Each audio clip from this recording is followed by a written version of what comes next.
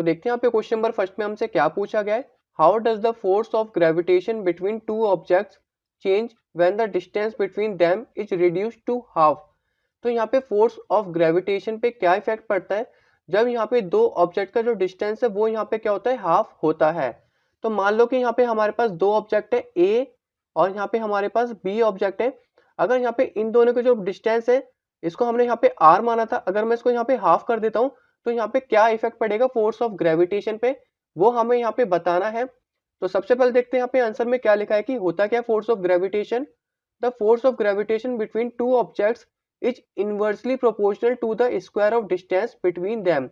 तो जो यहाँ पे हमारा फोर्स ऑफ ग्रेविटेशन होता है वो यहाँ पे क्या होता है, इनवर्सली प्रोपोर्शनल होता है to the square of distance between them. तो स्क्वायर ऑफ डिस्टेंस को हमने यहाँ पे क्या माना था, आर माना था, तो हमें उसका यहाँ पे स्क्वायर करना है। तो यहाँ पे क्या हो जाएगा 1/r²। तो यहाँ पे बोला गया है अगर हम इसको यहाँ पे हाफ कर देंगे तो इस पे यहाँ पे क्या इफेक्ट पड़ेगा वो हम यहाँ पे देख लेते हैं। तो ये हमारा यहाँ पे फोर्स है और हम यहाँ पे अगर r² को यहाँ पे हाफ कर देते तो यहाँ पे क्या हो जाएगा हमारा 1/2 का होल स्क्वायर हो जाएगा। अब इसको यहाँ पे सॉल्व करते तो यहाँ पे क्या होगा हमारा 1 और यहाँ पे हो जाएगा हमारा 1/4 और ये 4 हमारा यहाँ पे ऊपर ट्रांसफर हो जाएगा। तो यहाँ पे हमारा क्या हो जाएगा F=4। तो एक तरह से देखा जाए तो ये हमारा यहाँ पे क्या हो गया 4 टाइम्स हो गया। तो यहाँ पे हम एक चीज लिख सकते हैं, तो मैं यहाँ पे लिख लेता हूँ फोर्स बिटवीन देम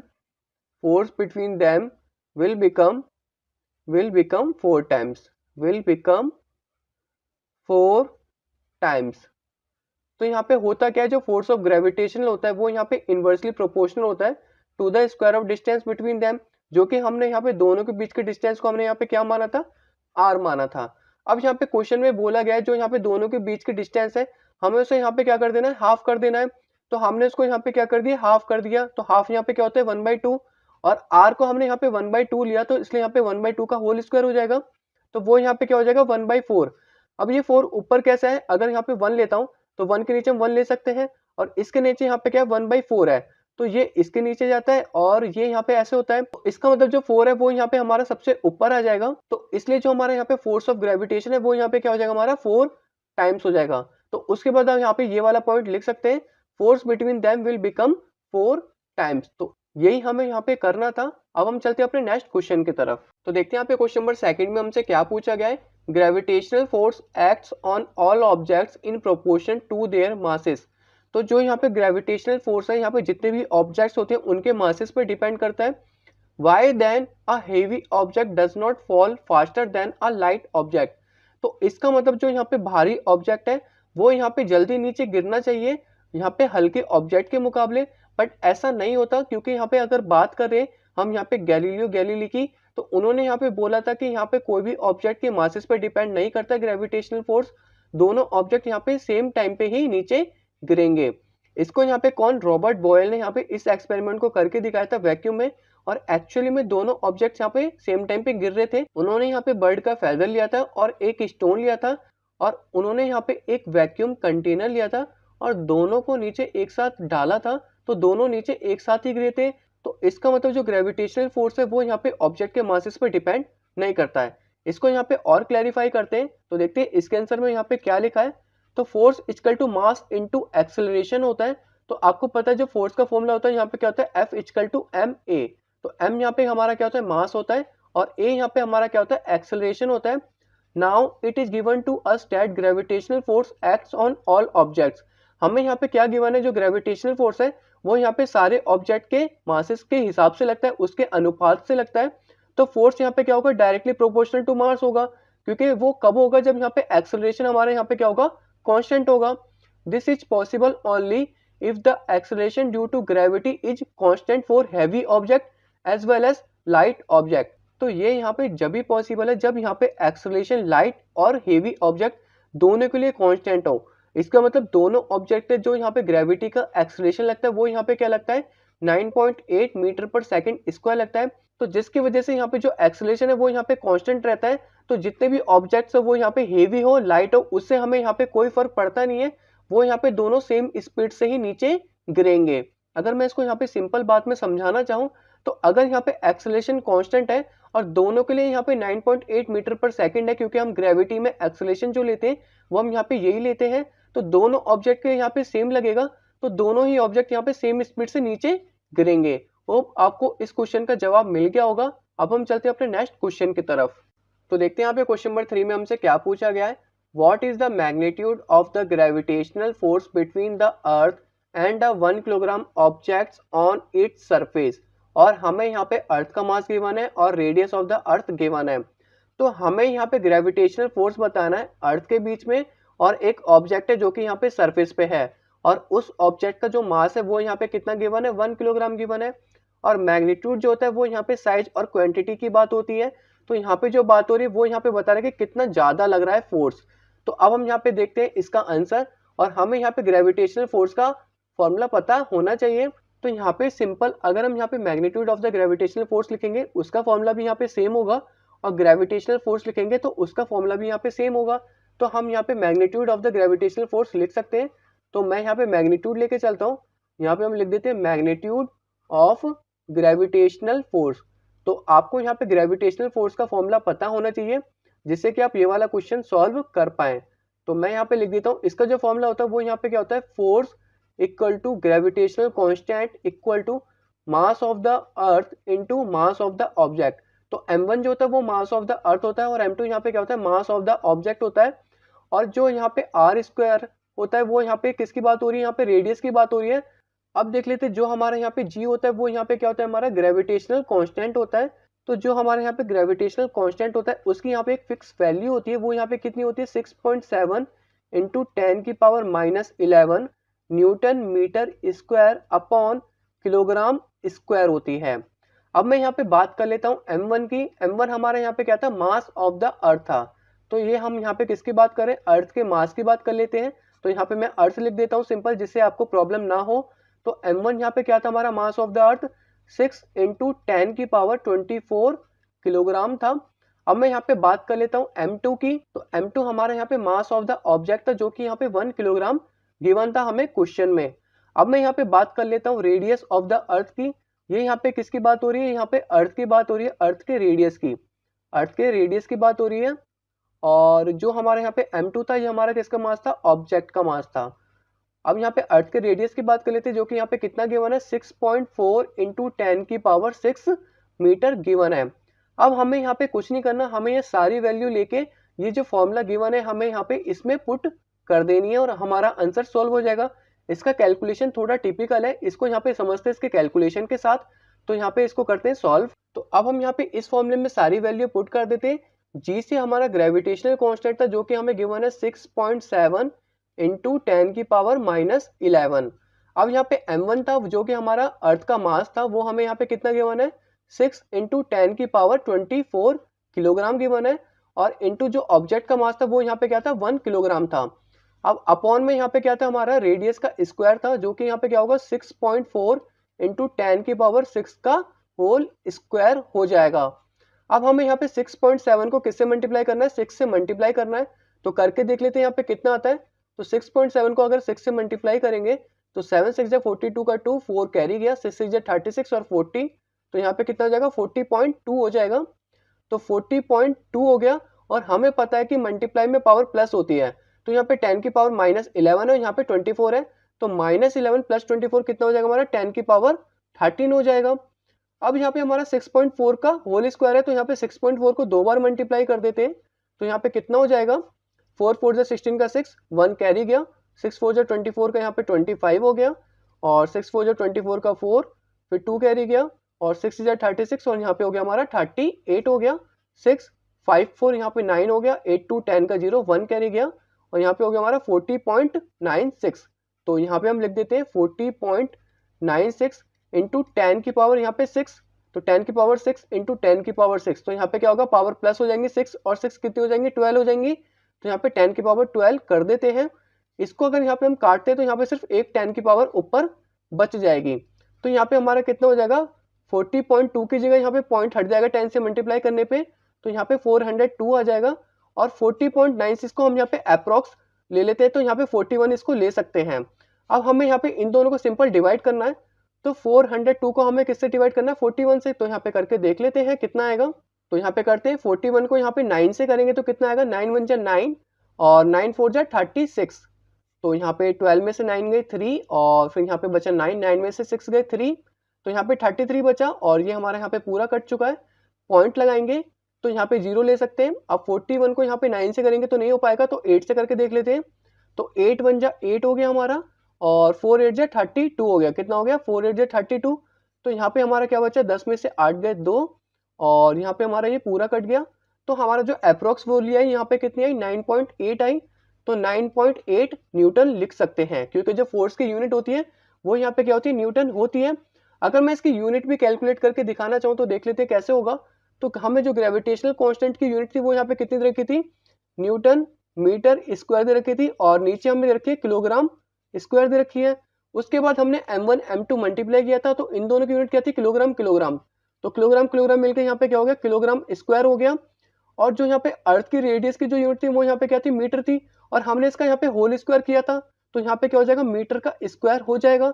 तो मीटर के स्क्वायर से मीटर स्क्वायर कटा, किलोग्राम स्क्वायर से किलोग्राम स्क्वायर कटा, तो यहाँ पे बचा क्या? न्यूटन। तो यहाँ पे सिंपल न्यूटन लिख सकते हैं। तो होप आपको ये वाले क्वेश्चन का आंसर मिल गया होगा। अब हम चलते हैं अपने नेक्स्ट क्वेश्चन की तरफ। देखते हैं यहाँ पे क्वेश्चन नंबर 4 में हमसे क्या पूछा गया है। The earth and the moon are attracted to each other by gravitational forces. तो यहाँ पे अर्थ और मून जो है यहाँ पे दूसरे को आकर्षित करते हैं, किससे? ग्रेविटेशनल फोर्स की वजह से। Does the earth attract the moon with a force that is greater और स्मॉलर और the same as the force with which the moon attracts the earth? Why? तो देखते हैं इसके आंसर में यहाँ पे क्या लिखा है। The earth attracts the moon with the same force with which the moon attracts the earth. तो यहाँ पे ये बोला गया है जो अर्थ है और मून है दोनों आपस में सेम फोर्स से अट्रैक्ट करते हैं। This is because according to Newton's third law of motion the force of action and reaction are always equal and opposite. तो यहाँ पे न्यूटन का जो थर्ड लॉ है वो यहाँ पे क्या बोलता है कि जितना हमारा यहाँ पे फोर्स ऑफ एक्शन लगेगा या हम कोई रिएक्शन करेंगे उतना ही हमें यहाँ पे इक्वल डायरेक्शन में लगेगा और अपोजिट डायरेक्शन में लगेगा। जैसे कि यहाँ पे एक दीवार है और ये यहाँ पे बॉल है और इस बॉल को हमने दीवार पे फेंका, जितने फोर्स से हमने यहाँ पे दीवार पे फेंका दीवार ही इतना फोर्स लगाएगा और बॉल हमारे पास आ जाएगी। तो जितना हमने यहाँ पे फोर्स लगाया था उतना ही फोर्स यहाँ पे बॉल लगाएगा और दोबारा जो बॉल है हमारे पास वापसी आ जाएगी because of Newton's third law of motion. क्योंकि जितना फोर्स हमने यहाँ पे एक्शन में लगाया था उतना ही हमें फोर्स रिएक्शन में मिल गया, बट अपोजिट डायरेक्शन में मिला। इसलिए यहाँ पे बोला गया है the force of action and reaction are always equal and opposite. क्योंकि जो बॉल आई वो यहाँ पे अपोजिट डायरेक्शन में आई। क्यों आई? क्योंकि न्यूटन का थर्ड लॉ ऑफ मोशन हमें वही बताता है। So when earth attract the moon with a certain gravitational force then the moon attract the earth with an equal and opposite gravitational force. तो हमें यहाँ पे पता है कि अर्थ के पास भी ग्रेविटेशनल फोर्स है और मून के पास भी ग्रेविटेशनल फोर्स है और दोनों का जो यहाँ पे ग्रेविटेशनल फोर्स है सेम है बट अपोजिट डायरेक्शन में लग रहा है। तो होप आपको ये वाला आंसर समझ में आ गया होगा। अब हम चलते हैं अपने नेक्स्ट क्वेश्चन की तरफ। देखते हैं यहाँ पे क्वेश्चन नंबर 5 में हमसे क्या पूछा गया है। If the moon attracts the earth why does the earth not move towards the moon. तो यहाँ पे बोला गया है अगर यहाँ पे मून अर्थ को अपने पास खींचता है तो अर्थ यहाँ पे मून की तरफ क्यों नहीं खींचता है वो हमें यहाँ पे बताना है। तो देखते हैं इसके आंसर में क्या लिखा है। From Newton second law of motion it can be concluded that the acceleration produce in a body is inversely proportional to the mass of the body. तो यहाँ पे क्या बोला गया कि जो यहाँ पे एक्सेलरेशन प्रोड्यूस होगा वो यहाँ पे मास के क्या होगा? इनवर्सली प्रोपोर्शनल होगा। अगर मैं यहाँ पे बात करूँ फोर्स के फॉर्मूले की तो यहाँ पे क्या होता है हमारा मास इनटू एक्सेलरेशन होता है। तो एक्सेलरेशन का जो फॉर्मूला होगा वो यहाँ पे क्या होगा? फोर्स के नीचे मास चला जाएगा तो यहाँ पे क्या हो जाएगा हमारा? Force upon mass. तो acceleration equal to 1 upon mass और एक्सेलरेशन यहाँ पे क्या हुआ? इनवर्सली प्रोपोर्शनल हुआ मास के। अगर यहाँ पे मास बढ़ेगा तो एक्सेलरेशन यहाँ पे क्या होगा? घटेगा, जिसकी वजह से यहाँ पे अर्थ का मास क्या है? मून के हिसाब से ज्यादा है, जिसकी वजह से वो इसके तरफ नहीं खिंचता है, वो यहाँ पे लिखा हुआ है। Now due to the very large mass of the earth the gravitational force between the moon and the earth produces very small acceleration in the earth. तो यहाँ पे जो अर्थ का मास ज्यादा होने के कारण वहाँ पे एक्सेलरेशन जो प्रोड्यूस होती है वो काफी कम होती है, जिसकी वजह से जो अर्थ है वो यहाँ पे मून की तरफ अट्रैक्ट नहीं होता है। Actually the acceleration produce in the earth by the attraction of moon is so small that it can not be observe. वो हम यहाँ पे देख ही नहीं सकते, इतना कम होता है। And hence we do not see the earth move towards the sun, जिसकी वजह से हमें यहाँ पे बिल्कुल भी दिखाई नहीं देता जो यहाँ पे अर्थ है वो यहाँ पे मून की तरफ अट्रैक्ट हो रहा है। तो आप ये वाला फॉर्मूला लगा के दर्शा सकते हैं जो हमारे यहाँ पे एक्सेलरेशन है वो यहाँ पे क्या है, हमारे मास के इनवर्सली प्रोपोर्शनल है। तो अगर यहाँ पे एक्सेलरेशन घटेगा तो मास बढ़ेगा, तो यहाँ पे मास बढ़ेगा तो जो एक्सेलरेशन है वो यहाँ पे घटेगा, जिसकी वजह से अर्थ का मास यहाँ पे काफी ज्यादा होता है मून के मुकाबले, जिसकी वजह से वहां पे एक्सेलरेशन ना के बराबर प्रोड्यूस होती है। जो यहाँ पे अर्थ है वो यहाँ पे मून की तरफ नहीं जाता है। होप आपको ये वाला आंसर समझ में आ गया होगा। अब हम चलते हैं अपने नेक्स्ट क्वेश्चन की तरफ। तो देखते हैं यहाँ पे क्वेश्चन नंबर 6 में हमसे क्या पूछा गया है। What happens to the force between two objects if the mass of one object is double? तो यहाँ पे फोर्स पे क्या इफेक्ट पड़ेगा अगर यहाँ पे दो ऑब्जेक्ट का जो मास है उनमें से एक मास यहाँ पे क्या होगा, डबल कर दिया जाए। तो ये तो हमारे यहाँ पे पहले पार्ट में पूछा, सेकंड पार्ट में पूछा है कि अगर यहाँ पे दोनों ऑब्जेक्ट का जो डिस्टेंस है वो यहाँ पे डबल कर दिया जाए तो क्या इफेक्ट पड़ेगा फोर्स पे, अगर यहाँ पे ट्रिपल कर दिया जाए तो फोर्स पे क्या इफेक्ट पड़ेगा। और थर्ड वाले पार्ट में पूछा गया है कि यहाँ पे दोनों का मास, यहाँ पे ऑब्जेक्ट का जो मास है वो यहाँ पे डबल कर दिया जाए तो यहाँ पे क्या इफेक्ट पड़ेगा। तो सबसे पहले हमें यहाँ पे ग्रेविटेशनल फोर्स का फॉर्मूला पता होना चाहिए। तो मान लो कि हमारे यहाँ पास दो ऑब्जेक्ट है, एक ए है और दूसरा हमारे यहाँ पे क्या है, बी है, और इन दोनों के बीच की जो यहाँ पे डिस्टेंस है उसको हमने यहाँ पे क्या मानना है, आर मानना है। ये हमारे यहाँ पे क्या होगा, बड़ा जो ऑब्जेक्ट है उसको हम यहाँ पे कैपिटल में एम मान लेते हैं और छोटा वाला जो ऑब्जेक्ट है उसको यहाँ पे स्मॉल में एम ले लेते हैं। तो हमें यहाँ पे ग्रेविटेशनल फोर्स का फॉर्मूला पता होना चाहिए, वो हम यहाँ पे लिख लेते हैं ग्रेविटेशनल फोर्स। तो ग्रेविटेशनल फोर्स का जो फॉर्मूला होता है वो हमारा यहाँ पे क्या होता है, वो हमारा होता है यहाँ पे जी से gravitational constant into capital M into small m upon r square. तो कैपिटल एम की बात करें तो जो यहाँ पे ऑब्जेक्ट है वो इसका मास यहाँ पे सबसे ज्यादा होगा, उसको हम यहाँ पे कैपिटल एम से डिनोट करते हैं। जिसका मास यहाँ पे थोड़ा कम होगा, जिसका मास यहाँ पे कम होगा, इसको हम यहाँ पे स्मॉल एम से डिनोट करते हैं। तो ये हमारे यहाँ पे किसका फॉर्मूला बन गया, ग्रेविटेशनल फोर्स का फॉर्मूला बन गया। और जो यहाँ पे आर स्क्वायर होता है वो यहाँ पे डिस्टेंस का स्क्वायर होता है और इसको हम यहाँ पे कैपिटल एफ से डिनोट करते हैं। अब बात कर लेते हैं पहले वाले पार्ट की। तो पहले वाले पार्ट में यहाँ पे क्या पूछा गया है, the mass of one object is double. तो इनमें से एक का मास यहाँ पे डबल हो जाएगा, तो हम यहाँ पे बड़े वाले ऑब्जेक्ट का मास यहाँ पे डबल कर देते हैं। तो यहाँ पे क्या बनेगा हमारा, F equal to gravitational constant into यहाँ पे इसको क्या करना है, डबल करना है, तो यहाँ पे 2m हो जाएगा और into small m upon r का स्क्वायर। अब जो ये 2 है इसको हम यहाँ पे बाहर ले आते हैं, तो यहाँ पे हमारा क्या बन गया 2 और gravitational constant into capital M into small m upon r square. तो ये हमारा ग्रेविटेशनल फोर्स का ही फॉर्मूला बन गया। ये हमारा किसका फॉर्मूला बन गया, ग्रेविटेशनल फोर्स का ही फॉर्मूला बन गया। तो एक तरह से देखा जाए तो वो यहाँ पे क्या हो रहा है, हमारा डबल हो रहा है। क्या हो रहा है हमारे यहाँ पे फोर्स, जो ग्रेविटेशनल फोर्स है वो यहाँ पे क्या हो गई, डबल हो जाएगी। अगर यहाँ पे एक ऑब्जेक्ट का मास डबल हो रहा है तो यहाँ पे पूरा ग्रेविटेशनल फोर्स यहाँ पे क्या हो जाएगा, 2 टाइम्स हो जाएगा। तो यहाँ पे लिखना है हमें force will become 2 times, force will become 2 times. तो यहाँ पे सिंपल इतना लिख लेना है। तो पहला पार्ट हमारा यहाँ पे खत्म हो चुका है। अब देखते हैं यहाँ पे सेकंड पार्ट में क्या पूछा है, the distance between the object is double. तो ये हमारा जो डिस्टेंस है यहाँ पे जो r था ये हमारे यहाँ पे क्या हो जाएगा, 2r हो जाएगा। क्या हो जाएगा हमारा यहाँ पे 2r, क्योंकि अभी हमने यहाँ पे क्या करना है, डबल करना है। तो पहले हम यहाँ पे किसका निकाल लेते हैं, डबल का निकाल लेते हैं। तो यहाँ पे फिर से वही वाला फॉर्मूला लगाना है हमें, ग्रेविटेशनल फोर्स का F equal to gravitational constant into m capital M into small m upon r की जगह अब यहाँ पे किसका करेंगे, 2r का स्क्वायर करेंगे। तो यहाँ पे क्या हो जाएगा 2r का होल स्क्वायर। अब इसको करते हैं सॉल्व। तो यहाँ पे gravitational constant into capital M into small m upon यहाँ पे क्या हो जाएगा 4r स्क्वायर हो जाएगा। तो यहाँ पे हम अपना 1/4 अलग निकाल लेते हैं और यहाँ पे फिर सेम फॉर्मूला लगेगा जो हमारा ग्रेविटेशनल फोर्स का था, g into capital M into small m upon r का स्क्वायर। तो यहाँ पे हुआ क्या, यहाँ पे तो ये हमारा फिर से फॉर्मूला बन गया जो हमारा यहाँ पे ग्रेविटेशनल फोर्स का था और यहाँ पे 1/4 आ गया। तो इसका मतलब जो फोर्स है वो यहाँ पे क्या हो गया, हमारा 1/4 टाइम्स हो गया। तो यहाँ पे हमें क्या लिखना है, फोर्स विल बिकम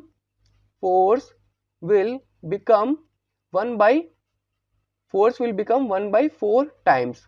तो इसका मतलब हमें यहाँ पे पता चलता है कि जब हम यहाँ पे इसका डिस्टेंस डबल कर रहे हैं तो फोर्स यहाँ पे क्या होगा हमारा 1/4 टाइम्स हो जाएगा। अब हम इसका बी पार्ट करते हैं। तो इसके बी पार्ट के लिए मुझे यहाँ पे रफ करना पड़ेगा, तो इसको हम अभी यहाँ पे रफ कर लेते हैं। तो अभी हमारा यहाँ पे फर्स्ट पार्ट हो गया, सेकंड पार्ट हो गया। अब इसका यहाँ पे बी पार्ट देख लेते हैं जिसमें हमें यहाँ पे ट्रिपल करना है। तो यहाँ पे हमारा दो ऑब्जेक्ट था ए एंड बी और इन दोनों के बीच के डिस्टेंस को यहाँ पे हम आर बोलते थे। तो अब हम यहाँ पे इसका बी पार्ट करेंगे, सेकंड का बी पार्ट। अभी हमें यहाँ पे क्या करना है, इसको ट्रिपल करना है। किसको यहाँ पे ट्रिपल करना है, जो इन दोनों ऑब्जेक्ट का जो बीच में डिस्टेंस है इसको यहाँ पे ट्रिपल करना है, मतलब r की जगह अब हमें यहाँ पे क्या लेना है, हमें यहाँ पे लेना है 3r लेना है। अब यहाँ पे इसका फॉर्मूला लगाना है ग्रेविटेशनल फोर्स का, जो कि यहाँ पे क्या था, F equal to gravitational constant into capital M, जो कि यहाँ पे बड़े मास का ऑब्जेक्ट का मास होता है उसको यहाँ पे कैपिटल M में लिखते हैं, और छोटे मास को स्मॉल m में अपॉन डिस्टेंस का स्क्वायर r स्क्वायर हो गया। अब ये r की जगह हमें यहाँ पे क्या लेना है, 3r लेना है, क्योंकि यहाँ पे ट्रिपल करना था। तो यहाँ पे हमारा क्या हो जाएगा, gravitational constant into capital M into small m, और यहाँ पे 3r का होल स्क्वायर हो जाएगा। तो यहाँ पे हमारा क्या बनेगा, gravitational constant into capital M into small m, और यहाँ पे क्या होगा 3 3 जा 9 r स्क्वायर। तो 1/9 बाहर ले लेंगे हम, क्योंकि ये 9 यहाँ पे 1 में आ सकता है, into gravitational constant into capital M into small m upon r का स्क्वायर। ये तो हमारा फिर से किसका फॉर्मूला बन गया, हमारा ग्रेविटेशनल फोर्स का फॉर्मूला बन गया। इसका मतलब जो हमारा यहाँ पे फोर्स है वो यहाँ पे क्या हो रहा है, हमारा 1/9 टाइम्स हो जाएगा। तो यहाँ पे हमें क्या लिखना है, फोर्स विल बिकम 1/9 टाइम्स। तो यहाँ पे हमारा जो फोर्स है वो यहाँ पे कितना हो रहा है, 1/9 टाइम्स हो जा रहा है। अब देखते हैं यहाँ पे इसका थर्ड पार्ट। तो थर्ड पार्ट में हमें यहाँ पे क्या करना है कि दोनों ऑब्जेक्ट का जो मास है उसको यहाँ पे क्या करना है, डबल कर देना है। तो देखते हैं इसको यहाँ पे डबल करने पे क्या इफेक्ट पड़ेगा। तो ग्रेविटेशनल फोर्स का जो फॉर्मूला था F इक्वल टू ये क्या था, gravitational constant into capital M into small m upon r का स्क्वायर। तो यहाँ पे दोनों ऑब्जेक्ट को मास को यहाँ पे क्या करते हैं, डबल कर देते हैं। तो यहाँ पे हमें करना है ग्रेविटेशनल कांस्टेंट, यहाँ पे क्या लिखेंगे 2m, क्योंकि यहाँ पे डबल करना था, इंटू 2 स्मॉल m और अपॉन r का स्क्वायर। तो ये हमारे यहाँ पे क्या हो जाएगा, 2 और 2 यहाँ पे क्या हो गया, हमारा 4 हो गया। तो g into 4m upon r square, और ये 4 हम यहाँ पे बाहर की साइड ले लेंगे। तो यहाँ पे क्या होगा, 4 into gravitational constant into capital M into small m upon r का स्क्वायर। तो ये तो हमारा फिर से ग्रेविटेशनल फोर्स का फॉर्मूला बन गया, और हमारा बाहर क्या बचा, 4 बचा। तो इसका मतलब जो फोर्स है वो हमारा यहाँ पे क्या हो जाएगा, 4 टाइम्स हो जाएगा। तो यहाँ पे हमें क्या लिखना है, फोर्स विल बिकम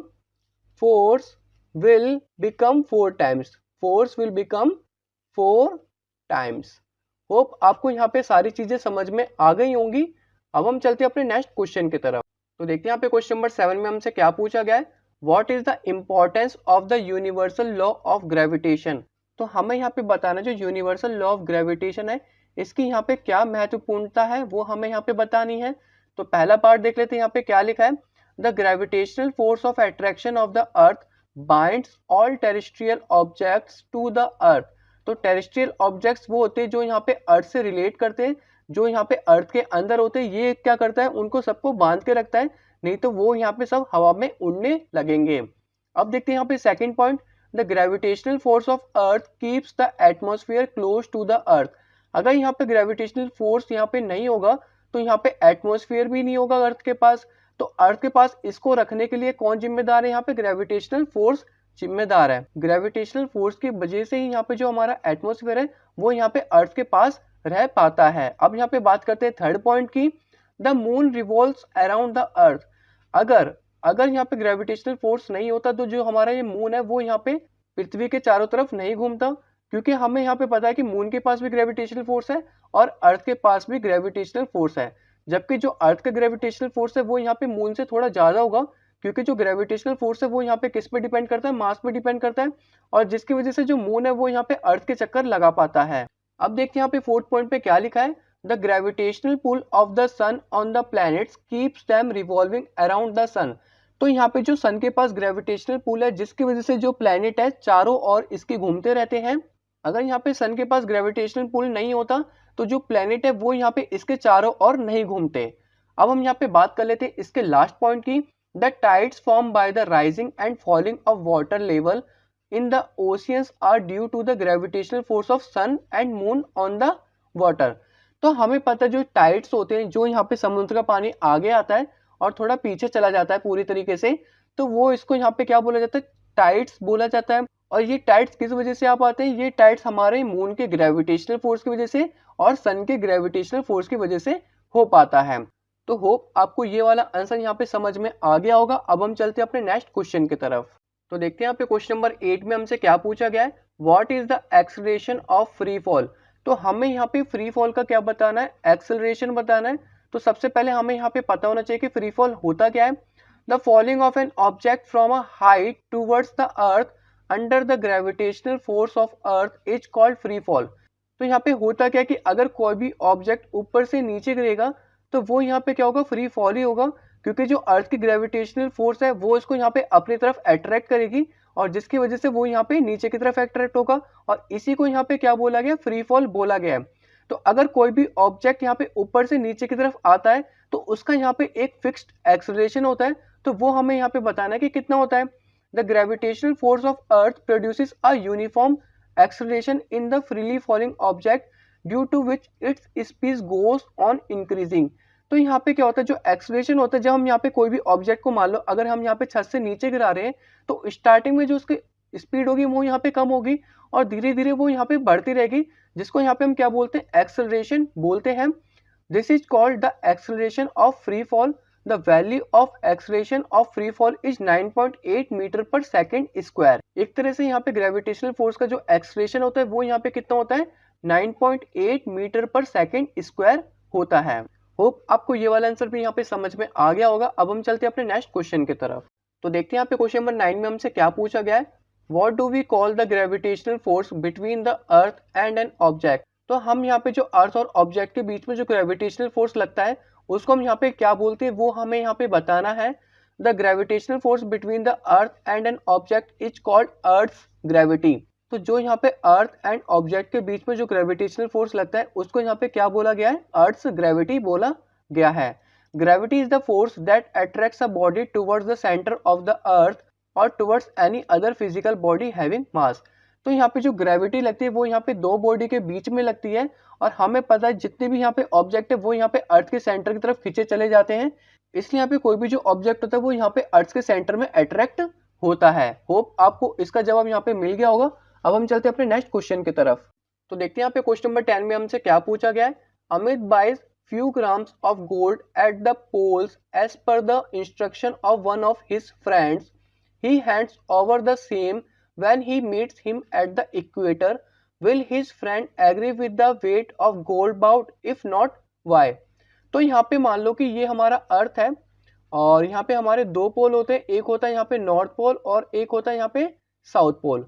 तो मान लो कि यहाँ पे अमित ने सोना खरीदा, यहाँ पे क्या करा, अमित ने गोल्ड बाय किया है और मान लो कि यहाँ पे इसने कोई 50 ग्राम बाय किया, फॉर एग्जांपल मानते हैं यहाँ पे हमने यहाँ पे जो उसने गोल्ड बाय किया वो यहाँ पे 50 ग्राम बाय किया।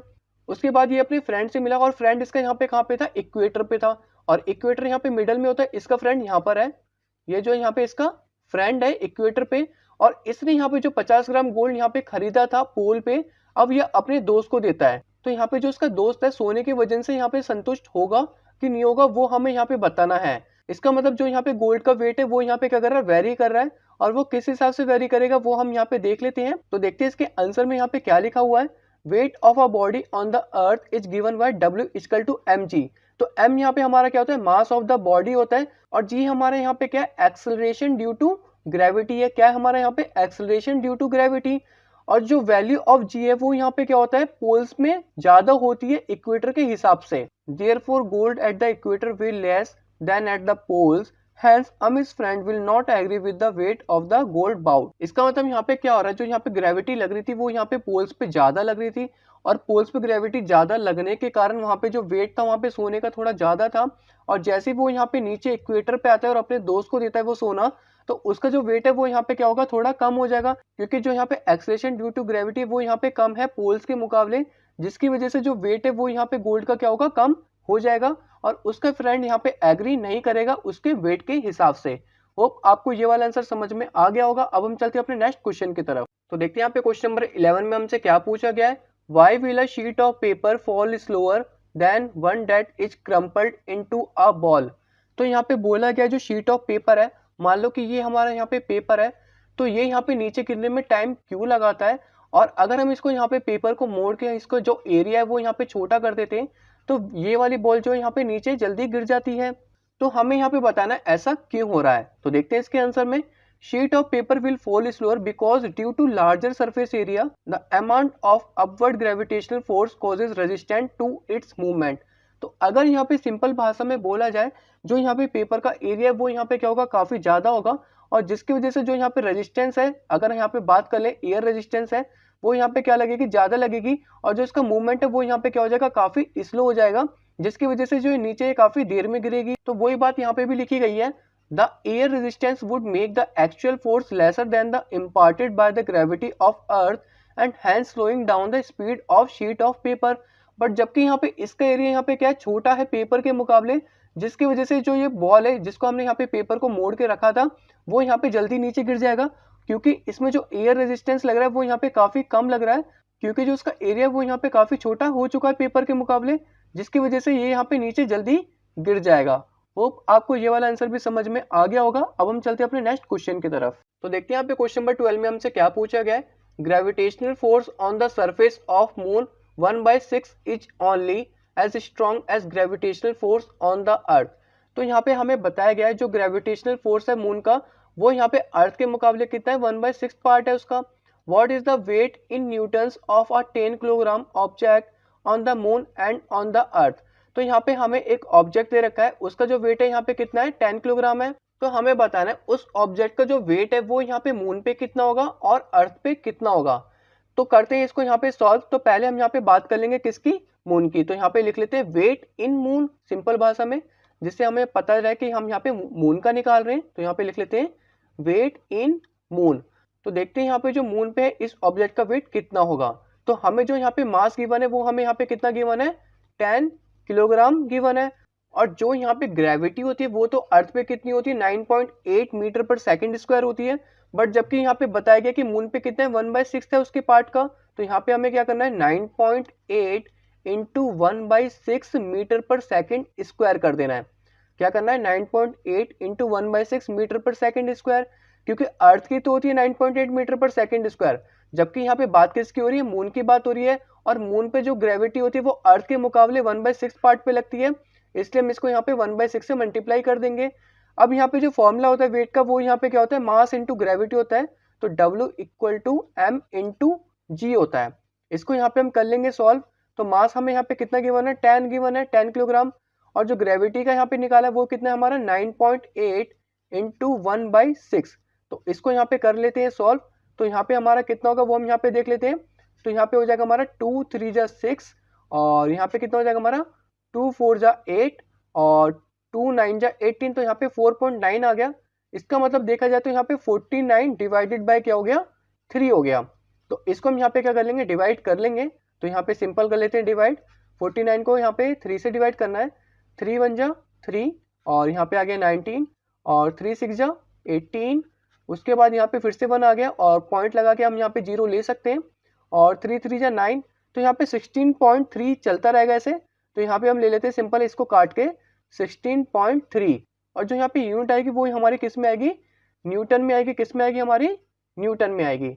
अब यहाँ पे बात कर लेते हैं सेकंड पार्ट की। तो वेट ऑन अर्थ, तो यहाँ पे जो ऑब्जेक्ट का वेट है वो यहाँ पे अर्थ पे कितना होगा, तो वो हम यहाँ पे देख लेते हैं, वेट ऑन अर्थ।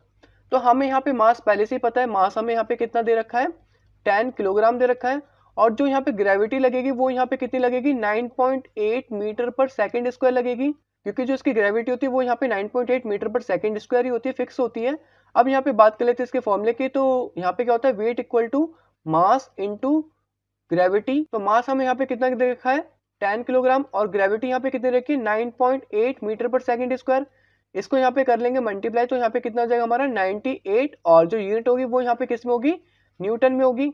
तो यहाँ पे हमारा दोनों पार्ट सॉल्व हो चुका है। होप आपको दोनों पार्ट का आंसर समझ में आ गया होगा। अब हम चलते हैं अपने नेक्स्ट क्वेश्चन की तरफ। तो देखते हैं यहाँ पे क्वेश्चन नंबर 13 में हमसे क्या पूछा गया है। A ball is thrown vertically upwards with a velocity of 49 metre per second. तो हमें यहाँ पे क्या कैलकुलेट करना है, the maximum height to which it rises. तो हमें इसकी मैक्सिमम हाइट कैलकुलेट करनी है। और सेकंड पार्ट में क्या कैलकुलेट करना है, the total time it takes to return the surface of the earth. तो हमें यहाँ पे बताना है कि इसको यहाँ पे कितना टाइम लगा होगा ऊपर से नीचे आने में। तो यहाँ पे एक बॉल है, उसको हमने यहाँ पे क्या करा, ऊपर की साइड फेंका था। तो मान लो कि हम यहाँ पे खड़े हैं और हमने यहाँ पे एक बॉल को ऊपर की साइड फेंका वर्टिकल डायरेक्शन में, और इसकी स्पीड यहाँ पे कितनी थी, 49 मीटर पर सेकंड थी। उसके बाद यहाँ पे ग्रेविटी की वजह से वो यहाँ पे नीचे आएगा। तो मान लो कि वो यहाँ पे इस पोजीशन पे रेस्ट पे आएगा। तो हमें यहाँ पे इसकी हाइट भी कैलकुलेट करनी है, और उसके बाद जब यहाँ पे ऊपर से नीचे आएगा तो हमें यहाँ पे इसका टोटल टाइम भी बताना कि यहाँ पे टोटल टाइम कितना लगा ऊपर जाने में और ऊपर से नीचे आने में। तो अब इसको यहाँ पे करते हैं सॉल्व। तो सबसे पहले हम यहाँ पे इसकी हाइट की बात कर लेते हैं। तो हम यहाँ पे क्या करेंगे, पहला पार्ट सॉल्व करेंगे। तो पहला पार्ट जो इसकी इनिशियल वेलोसिटी थी वो यहाँ पे कितनी थी, 49 मीटर पर सेकंड थी। तो वो हम यहाँ पे नोट डाउन कर लेते हैं गिवन वैल्यू।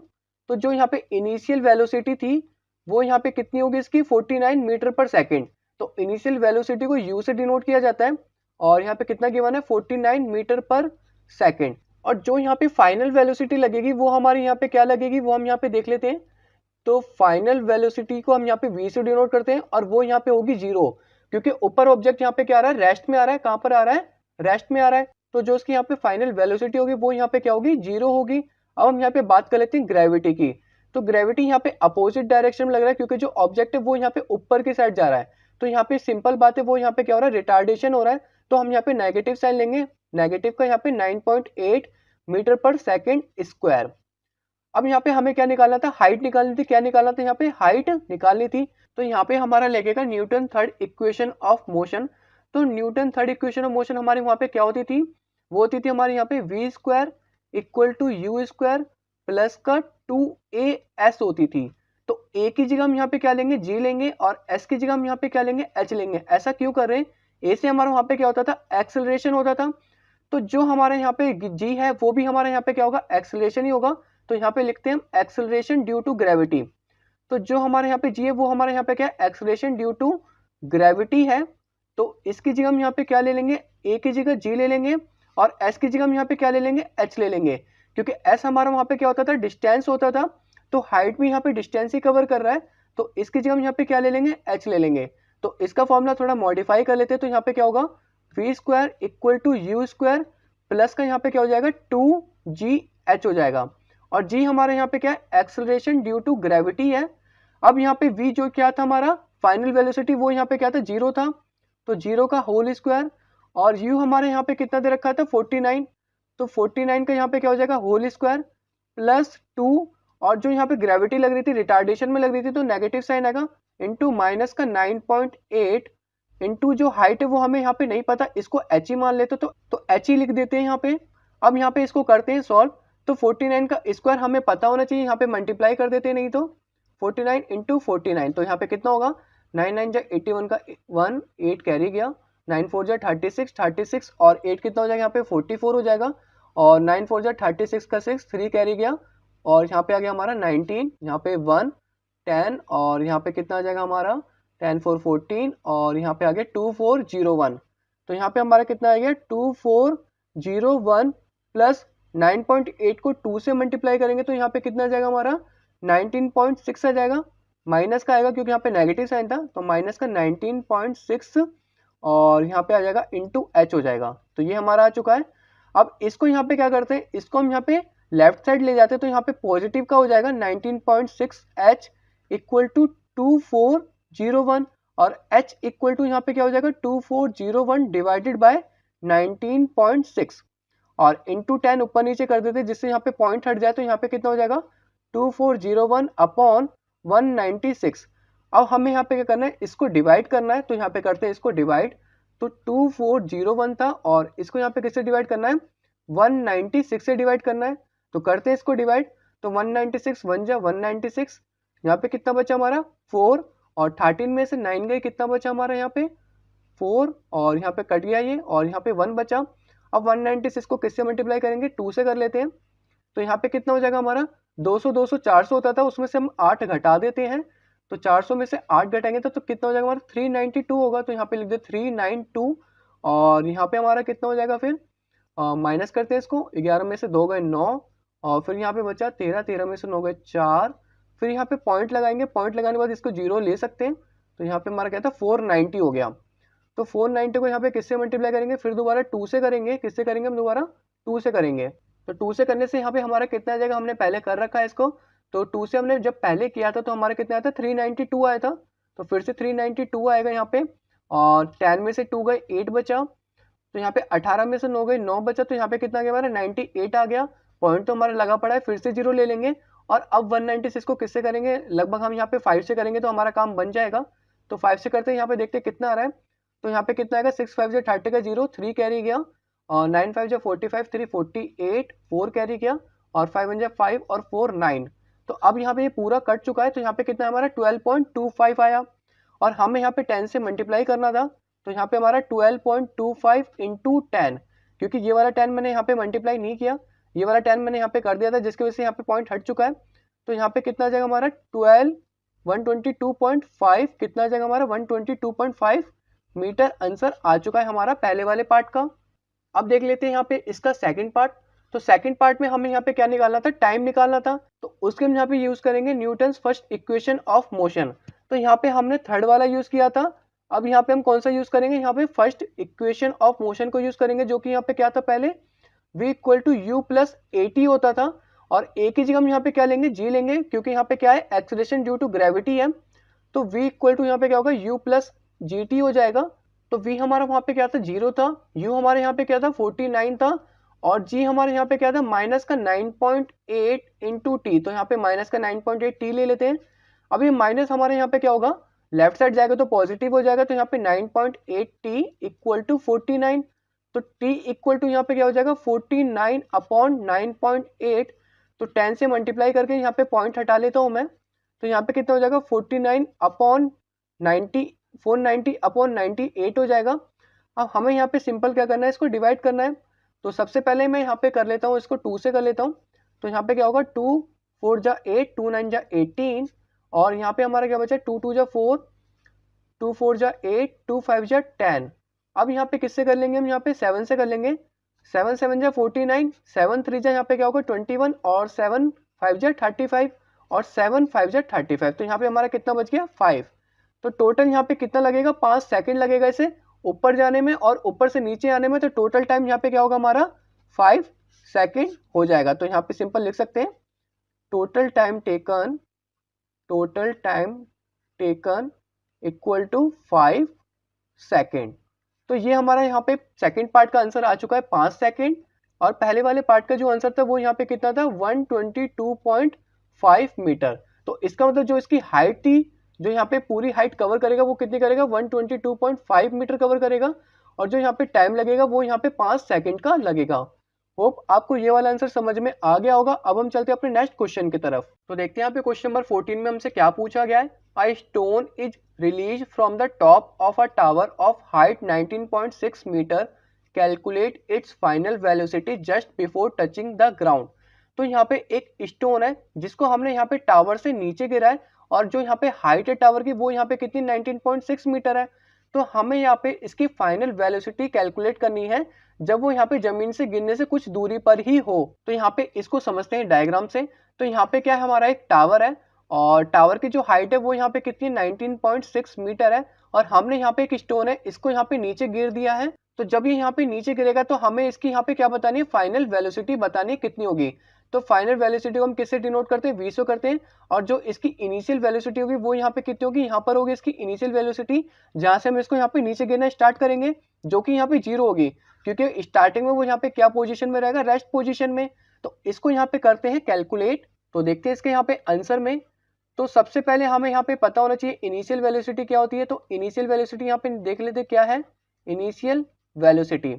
तो इनिशियल वेलोसिटी को यहाँ पे u से डिनोट करते हैं, जो कि यहाँ पे क्या होगी 0 होगी, क्योंकि जो ऑब्जेक्ट है वो स्टार्टिंग पॉइंट में यहाँ पे क्या रहेगा, रेस्ट पे रहेगा।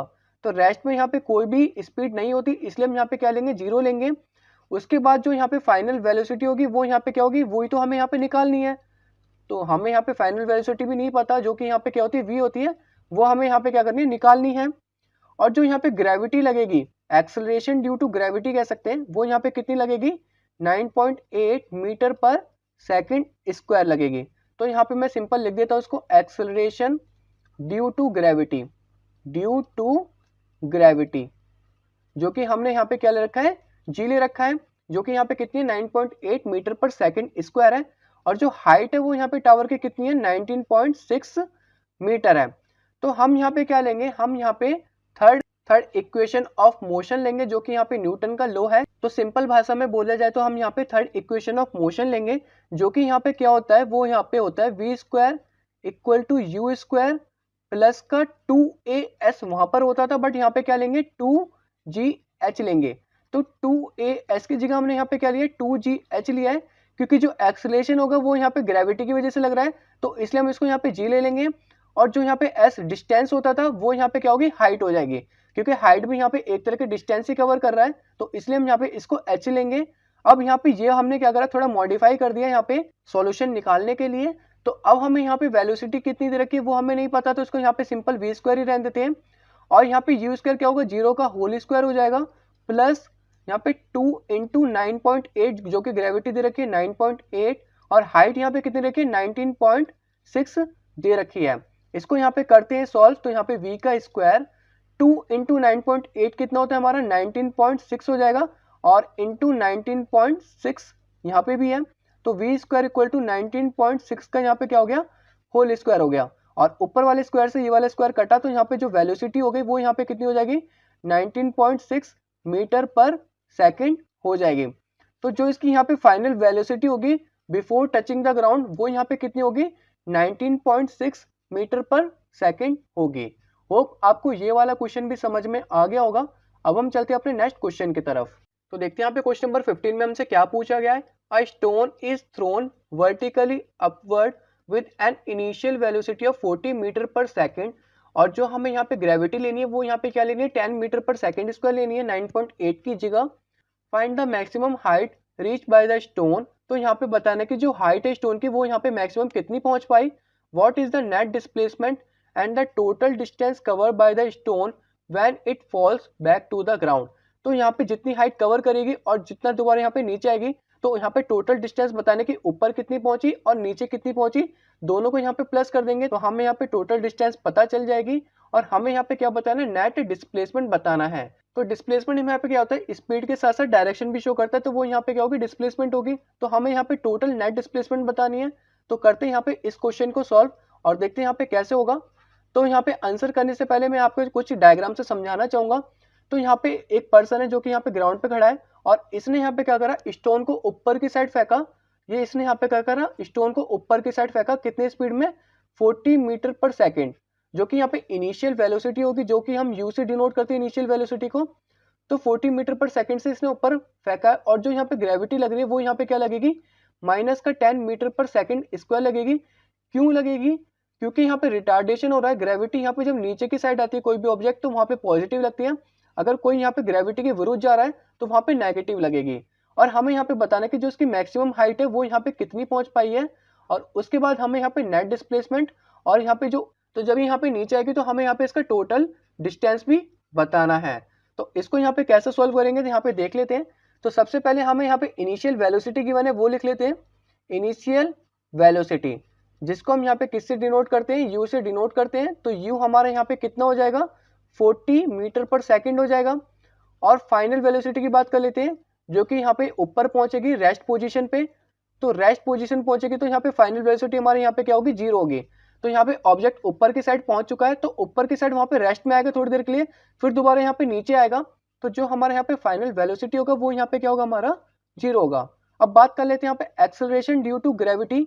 तो यहाँ पे शॉर्ट फॉर्म में लिख देता हूँ, एक्सेलरेशन ड्यू टू ग्रेविटी। तो जो एक्सेलरेशन ड्यू टू ग्रेविटी होता है उसको हम यहाँ पे जी से डिनोट करते हैं। तो जी हमारे यहाँ पे गिवन है कितना है, 10 मीटर पर सेकेंड स्क्वायर होगा हमारा। अब हम यहाँ पे बात कर लेते हैं हाइट की। तो हाइट भी हमें नहीं पता, वो भी हमें यहाँ पे निकालनी है। तो हम यहाँ पे क्या यूज करेंगे, हम यहाँ पे यूज करेंगे न्यूटन्स का third equation of motion use करेंगे। तो थर्ड इक्वेशन ऑफ मोशन हमारे यहाँ पे क्या होता है, v square equal to u square. जो हमने यहाँ पे मोशन वाले चैप्टर में पढ़ा था वो वहाँ पे क्या पढ़ा था, प्लस का 2as पढ़ा था। तो 2as, तो a की जगह हम यहाँ पे क्या लेंगे, जो एक्सेलरेशन लगेगा ड्यू टू ग्रेविटी वो यहाँ पे g पे लग रहा है ग्रेविटी पे, तो हम यहाँ पे a की जगह g ले लेंगे, और s की जगह हम यहाँ पे क्या लेंगे, h लेंगे। s हमारा वहाँ पे क्या होता था, डिस्टेंस होता था, तो h भी यहाँ पे डिस्टेंस से कवर कर रहा है, जिसकी वजह से हम यहाँ पे क्या ले लेंगे, इसको h मान लेंगे। तो यहाँ पे क्या लिखेंगे, 2gh लिख सकते हैं इसको। तो अब हम यहाँ पे बात कर लेते हैं फाइनल वेलोसिटी की, जो कि यहाँ पे 0 गिवन है, तो 0 का स्क्वायर हो जाएगा। इनिशियल वेलोसिटी यहाँ पे कितनी गिवन है, 40, तो 40 का स्क्वायर हो जाएगा, प्लस 2, और ग्रेविटी यहाँ पे क्या लगेगी, माइनस लगेगी, क्योंकि यहाँ पे रिटार्डेशन हो रहा था, तो यहाँ पे नेगेटिव साइन लगा देंगे। तो इंटू माइनस का 10, इंटू हाइट यहाँ पे नहीं पता तो इंटू h कर लेते हैं। अब इसको यहाँ पे करते हैं सॉल्व। तो यहाँ पे हमारा क्या होगा, 40 का होल स्क्वायर करेंगे तो यहाँ पे कितना हो जाएगा, 4 4 16, और यहाँ पे डबल 0 लग जाएगा, और यहाँ पे माइनस का होगा क्योंकि यहाँ पे 2 इंटू माइनस का 10 हो रहा है, तो यहाँ पे क्या हो जाएगा माइनस का 20h। ये जो यहाँ पे माइनस का 20h है, अगर लेफ्ट साइड जाएगा तो यहाँ पे क्या होगा हमारा पॉजिटिव का 20h हो जाएगा, और इक्वल टू यहाँ पे क्या हो जाएगा हमारा 1600, और h इक्वल टू यहाँ पे 1600 डिवाइडेड बाई 20 हो जाएगा। ये 0 से 0 कटा और इसको यहाँ पे कर लेते हैं डिवाइड, 2 8 16 और 0 का 0। तो यहाँ पे जो हाइट है वो यहाँ पे कितनी हो गई हमारी 80 मीटर हो गई। कितनी हो गई हमारी यहाँ पे हाइट 80 मीटर निकल गई है। अब हमें यहाँ पे क्या बताना था, नेट डिस्प्लेसमेंट और टोटल डिस्टेंस। तो पहले मैं यहाँ पे बात कर लेता हूँ टोटल डिस्टेंस की। जो हमारे यहाँ पे टोटल डिस्टेंस होगा वो हमारे यहाँ पे कितना होगा 80 प्लस 80। तो यहाँ पे हमने क्या करा था, स्टोन को ऊपर फेंका था, तो उसकी हाइट यहाँ पे कितनी पहुंची थी 80 मीटर, और वो स्टोन दोबारा यहाँ पे क्या होगा नीचे आएगा और उसकी हाइट भी यहाँ पे कितनी होगी 80 मीटर होगी। तो जो हमारे यहाँ पे टोटल डिस्टेंस कवर किया वो हमारे यहाँ पे कितना किया 160 मीटर किया। ठीक है, कितना किया 160 मीटर किया। अब हम यहाँ पे बात कर लेते हैं नेट डिस्प्लेसमेंट की। तो नेट डिस्प्लेसमेंट हमारे यहाँ पे कितना होगा 0 होगा। क्या होगा हमारे यहाँ पे 0 होगा। ऐसा क्यों होगा वो मैं बता देता हूँ। यहाँ पे नेट डिस्प्लेसमेंट हमारे यहाँ पे क्या होगा 0 होगा, क्योंकि मान लो कि ये हमारा क्या था ईस्ट डायरेक्शन था, और यहाँ पे कोई ऑब्जेक्ट ट्रेवल किया और दोबारा घूम फिर के दोबारा ईस्ट डायरेक्शन की तरफ आ गया, तो वो यहाँ पे बिल्कुल भी ट्रेवल नहीं किया। और जब यहाँ पे बिल्कुल भी ट्रेवल नहीं किया तो नेट डिस्प्लेसमेंट यहाँ पे क्या होगी हमारी 0 होगी। सेम यहाँ पे क्या हो रहा था कि यहाँ पे ऑब्जेक्ट हमने क्या करा था ऊपर की साइड फेंका था और दोबारा ऑब्जेक्ट घूम फिर के क्या हो गया नीचे की साइड ही आ गया, तो इसका नेट डिस्प्लेसमेंट यहाँ पे क्या होगा 0 होगा। यहाँ पे कोई भी ट्रेवल नहीं किया। होप आपको ये वाला क्वेश्चन आसानी से समझ में आ गया होगा। अब हम चलते हैं अपने नेक्स्ट क्वेश्चन की तरफ। तो देखते हैं यहाँ पे क्वेश्चन नंबर 16 में हमसे क्या पूछा गया है, calculate the force of gravitation between the earth and the sun. तो हमें यहाँ पे सन और अर्थ के बीच में जो ग्रेविटेशनल फोर्स लग रहा है वो हमें यहाँ पे कैलकुलेट करके बताना है। हमें यहाँ पे मास ऑफ द अर्थ गिवन है, अर्थ का मास गिवन है 6 इंटू 10 की पावर 24 किलोग्राम, और सन का मास गिवन है 2 इंटू 10 की पावर 30 किलोग्राम। और जो यहाँ पे दोनों का एवरेज डिस्टेंस है वो यहाँ पे कितना है 1.5 इंटू 10 की पावर 11 मीटर।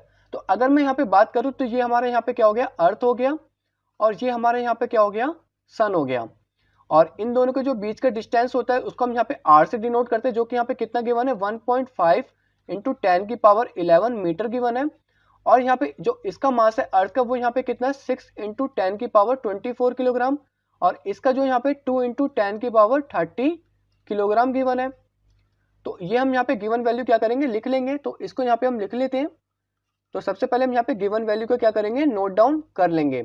तो यहाँ पे मास ऑफ द अर्थ कितना गिवन है, मास of the earth, mass of the अर्थ यहाँ पे गिवन है 6 इंटू 10 की पावर 24 किलोग्राम गिवन है।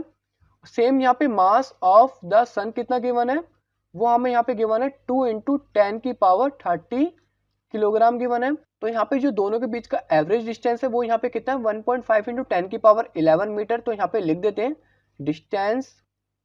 डिस्टेंस बिटवीन टू ऑब्जेक्ट्स यहाँ पे कितना गिवन है हमें, वो हमें यहाँ पे गिवन है 1.5 इंटू 10 की पावर 11 मीटर। तो अगर मैं यहाँ पे ग्रेविटेशनल फोर्स का फॉर्मूला यूज करता हूँ तो उसमें हम यहाँ पे जो m1 मानेंगे वो हम यहाँ पे मानेंगे मास ऑफ द अर्थ, इसको मान लेंगे यहाँ पे m2, और इसको यहाँ पे मानेंगे r। तो यहाँ पे लगा लेते सबसे पहले ग्रेविटेशनल फोर्स का फॉर्मूला। तो हमें यहाँ पे ग्रेविटेशनल फोर्स का फॉर्मूला पता होना चाहिए, तो वो हम यहाँ पे लिख लेते हैं ग्रेविटेशनल फोर्स, जिसको यहाँ पे F से डिनोट किया जाता है। वो यहाँ पे क्या होगा हमारा जी हमारे यहाँ पे क्या ग्रेविटेशनल कांस्टेंट है into m1 into m2, mass of the earth into mass of the sun upon यहाँ पे डिस्टेंस का क्या करेंगे स्क्वायर कर देंगे, जो कि यहाँ पे r था, ये हमारा यहाँ पे r है, ये हमारे यहाँ पे m1 है, और ये वाला हमारे यहाँ पे क्या मान लिया m2 मान लिया था। अब यहाँ पे जी ग्रेविटेशनल कांस्टेंट की वैल्यू हमें यहाँ पे पता होनी चाहिए। जो हमारे यहाँ पे ग्रेविटेशनल कांस्टेंट होता है वो यहाँ पे क्या होता है 6.7 इंटू 10 की पावर -11 होता है, और इसकी जो यूनिट होती है वो यहाँ पे क्या होती है newton metre square upon kilogram square होती है। क्या होती है newton metre square upon kilogram square होती है। अब इसको यहाँ पे करते हैं सॉल्व। तो यहाँ पे क्या होगा हमारा ग्रेविटेशनल कांस्टेंट होगा 6.7 इंटू 10 की पावर -11। अब यहाँ पे क्या था मास ऑफ द अर्थ, वो हमें यहाँ पे कितना दे रखा है 6 इंटू 10 की पावर 24 दे रखा है, into mass of the sun. तो मास ऑफ द सन यहाँ पे कितना है 2 इंटू 10 की पावर 30 किलोग्राम। अपॉन यहाँ पे क्या होगा, आर का स्क्वायर जो यहाँ पे डिस्टेंस था दोनों का वो यहाँ पे कितना था 1.5 इंटू 10⁻11 का होल स्क्वायर हो जाएगा। अब यहाँ पे सिंपल क्या करना है, 6.7 को 6 से मल्टीप्लाई करना है और 2 से करना है। तो पहले हम 6 को 2 से कर देंगे तो यहाँ पे कितना हो जाएगा 6 2 12। तो 12 को हम यहाँ पे किससे कर देंगे 6.7 से मल्टीप्लाई कर देंगे। तो 7 2 14 का 4 1 कैरी गया, 7 1 7 और 1 यहाँ पे क्या हो जाएगा 8 हो जाएगा, और 6 2 12 का 2 1 कैरी गया, और यहाँ पे आ गया 7 4 और 8 2 10 और यहाँ पे 80। तो यहाँ पे कितना आ जाएगा हमारा 80.4 आ जाएगा। तो यहाँ पे कितना आ गया हमारा 80.4 और इंटू 10 की पावर यहाँ पे क्या थी 24 और 30 थी। तो मल्टीप्लाई में पावर प्लस हो जाती है, और 30 24 कितनी हो गई हमारी 54, और उसमें से 11 चला गया तो कितना बचा हमारा 10 की पावर 43 बचा। अब नीचे वाला देख लेते हैं, यहाँ पे 1.5 का होल स्क्वायर कर लेते हैं। तो 1.5 को 1.5 से करेंगे तो हमारा कितना आता है 2.25 आता है। तो आप चाहे तो करके देख सकते हैं, 1.5 को 1.5 से यहाँ पे कर देता हूँ। 5 5 25 का 5 2 कैरी गया, 5 1 5 7 इंटू, और यहाँ पे कितना आ जाएगा हमारा 15। तो 5 और 7 5 12 और यहाँ पे कितना आ गया हमारा फिर 2 आ गया और 2.25 आ गया। तो 2.25 इंटू 10 की पावर 11 और 11, तो यहाँ पे क्या होंगे प्लस हो जाएंगे। तो इंटू 10 की पावर कितनी हो जाएगी 22 हो जाएगी, क्योंकि यहाँ पे 10 की पावर 11 का होल स्क्वायर दे रखा है, जो कि यहाँ पे 11 और 11 दो बार करेंगे ना, मतलब 10 की पावर 11 इंटू 10 की पावर 11। तो 11 11 यहाँ पे प्लस होके कितना हो जाएगा 22 हो जाएगा। अब मुझे यहाँ पे क्या करना है, दोनों के पॉइंट को बराबर करना है। यहाँ पे पॉइंट हटाने के लिए तो मैं यहाँ पे क्या करूंगा, तो यहाँ पे मैं करता हूँ 8.04 इंटू 10 की पावर यहाँ पे कितनी हो जाएगी हमारी 44 हो जाएगी, क्योंकि एक पॉइंट में यहाँ पे पीछे करूंगा तो पावर प्लस हो जाती है। और यहाँ पे हमारा क्या होगा 2.25 इंटू 10 की पावर 22, और ये यहाँ पे कटने के बाद कितने बचेगा जो हमारा पावर, तो यहाँ पे पावर क्या होंगे आपस में माइनस हो जाते हैं। जब यहाँ पे डिवाइड पे रहते हैं तो यहाँ पे पावर कितनी हो जाएगी 10 की पावर 22 रह जाएगी। अब हमें यहाँ पे ये वाला पॉइंट से पॉइंट हट गया। अब यहाँ पे सिंपल डिवाइड करना है किसको 804 को अपॉन 225 को डिवाइड करना है। तो इसको यहाँ पे डिवाइड करके और देखते हैं यहाँ पे कितना आंसर आएगा। तो यहाँ पे हमारा कितना था 804 था, तो 804 को हमें किससे डिवाइड करना है यहाँ पे 225 से। तो करते हैं इसको यहाँ पे डिवाइड। तो 225 को पहले यहाँ पे किससे करना पड़ेगा 3 से करना पड़ेगा, और यहाँ पे कितना हो जाएगा 3 5 15 का 5 1 कैरी किया, 3 2 6 1 7 और यहाँ पे 3 2 6। तो यहाँ पे कितना बचा हमारा 14 में से 5 गए 9 और यहाँ पे 9 में से 7 गए 2 और यहाँ पे 7 में से 6 गए 1 1 2 9 आ गया। अब यहाँ पे पॉइंट लगाना पड़ेगा, तो पॉइंट लगाने के बाद यहाँ पे जीरो ले सकते हैं। अब हमें यहाँ पे किससे करना पड़ेगा 5 से करना पड़ेगा। तो 5 से करते हैं, 5 5 25 का 5 2 कैरी किया, और 5 2 10 12 और 1 कैरी किया, और 5 2 10 एंड 11। अब यहाँ पे कितना बचा हमारा 5 और यहाँ पे कितना बचा 8 में से 2 गए 6 और यहाँ पे 1। दोबारा यहाँ पे पॉइंट लगा के यहाँ पे जीरो ले सकते हैं। अब यहाँ पे 1650 है। अब यहाँ पे किससे जा सकता है 7 से, 7 के आसपास मतलब। अब देखते हैं यहाँ पे कैलकुलेट करके, तो 7 5 जो यहाँ पे कितना होगा 35 होगा, और फिर 3 कैरी किया, और 7 2 यहाँ पे 14 और 3 17 का, और यहाँ पे 1 कैरी किया, और 7 2 14 एंड 15। तो यहाँ पे करते हैं सब्ट्रैक्ट, 10 में से 5 गए 5 और यहाँ पे कितना बचा हमारा, यहाँ पे 14 में से 7 गए 7। तो इसका मतलब यहाँ पे हमारा 75 फिर भी बच गया। तो 3.57 हम अप्रॉक्स में ले सकते हैं। तो यहाँ पे हमारा कितना आंसर आ जाएगा, यहाँ पे हमारा आ जाएगा 3.57 इंटू 10 की पावर 22 न्यूटन आएगा। कितना आएगा हमारा न्यूटन आएगा। अब बोलोगे ये न्यूटन यूनिट आई कैसे, तो उसका भी मुझे आंसर पता है। जो यहाँ पे ग्रेविटेशनल कांस्टेंट की यूनिट थी वो यहाँ पे क्या थी newton metre square upon kilogram square थी। उसके बाद यहाँ पे मास ऑफ द अर्थ और मास ऑफ द सन का यहाँ पे क्या था किलोग्राम इंटू किलोग्राम था। तो यहाँ पे क्या होगा किलोग्राम किलोग्राम से ये किलोग्राम स्क्वायर कट जाएगी, और जो यहाँ पे ऑब्जेक्ट की जो यहाँ पे थी वो यहाँ पे क्या थी मीटर थी। तो यहाँ पे क्या था हमारा मीटर इंटू मीटर, क्योंकि हमने आर स्क्वायर किया था, ये मीटर मीटर से ये वाला मीटर स्क्वायर चला गया, और बचा क्या यहाँ पे हमारा न्यूटन। तो इसलिए यहाँ पे इसकी जो यूनिट होगी वो यहाँ पे क्या आ जाएगी न्यूटन आ जाएगी। और वैसे भी फोर्स की जो यहाँ पे यूनिट होती है वो यहाँ पे क्या होती है न्यूटन ही होती है। तो हमारा यहाँ पे आंसर कितना आ जाएगा 3.57 इंटू 10 की पावर 22 न्यूटन।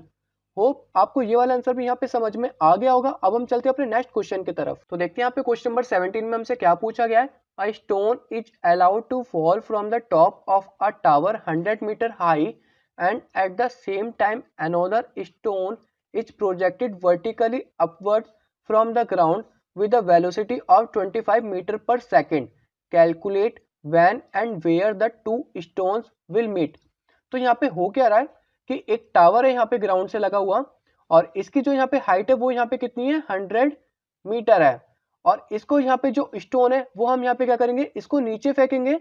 तो जो यहाँ पे दूसरा स्टोन है वो यहाँ पे क्या करेगा, ऊपर की साइड मूव करेगा। इस वाले टावर से हम क्या करेंगे, स्टोन नीचे गिराएंगे और जो ये दूसरा स्टोन है वो यहाँ पे वर्टिकली ऊपर मूव करेगा। और इसकी जो यहाँ पे वेलोसिटी रहेगी, जो इसकी इनिशियल वेलोसिटी रहेगी वो यहाँ पे कितनी रहेगी 25 मीटर पर सेकेंड रहेगी।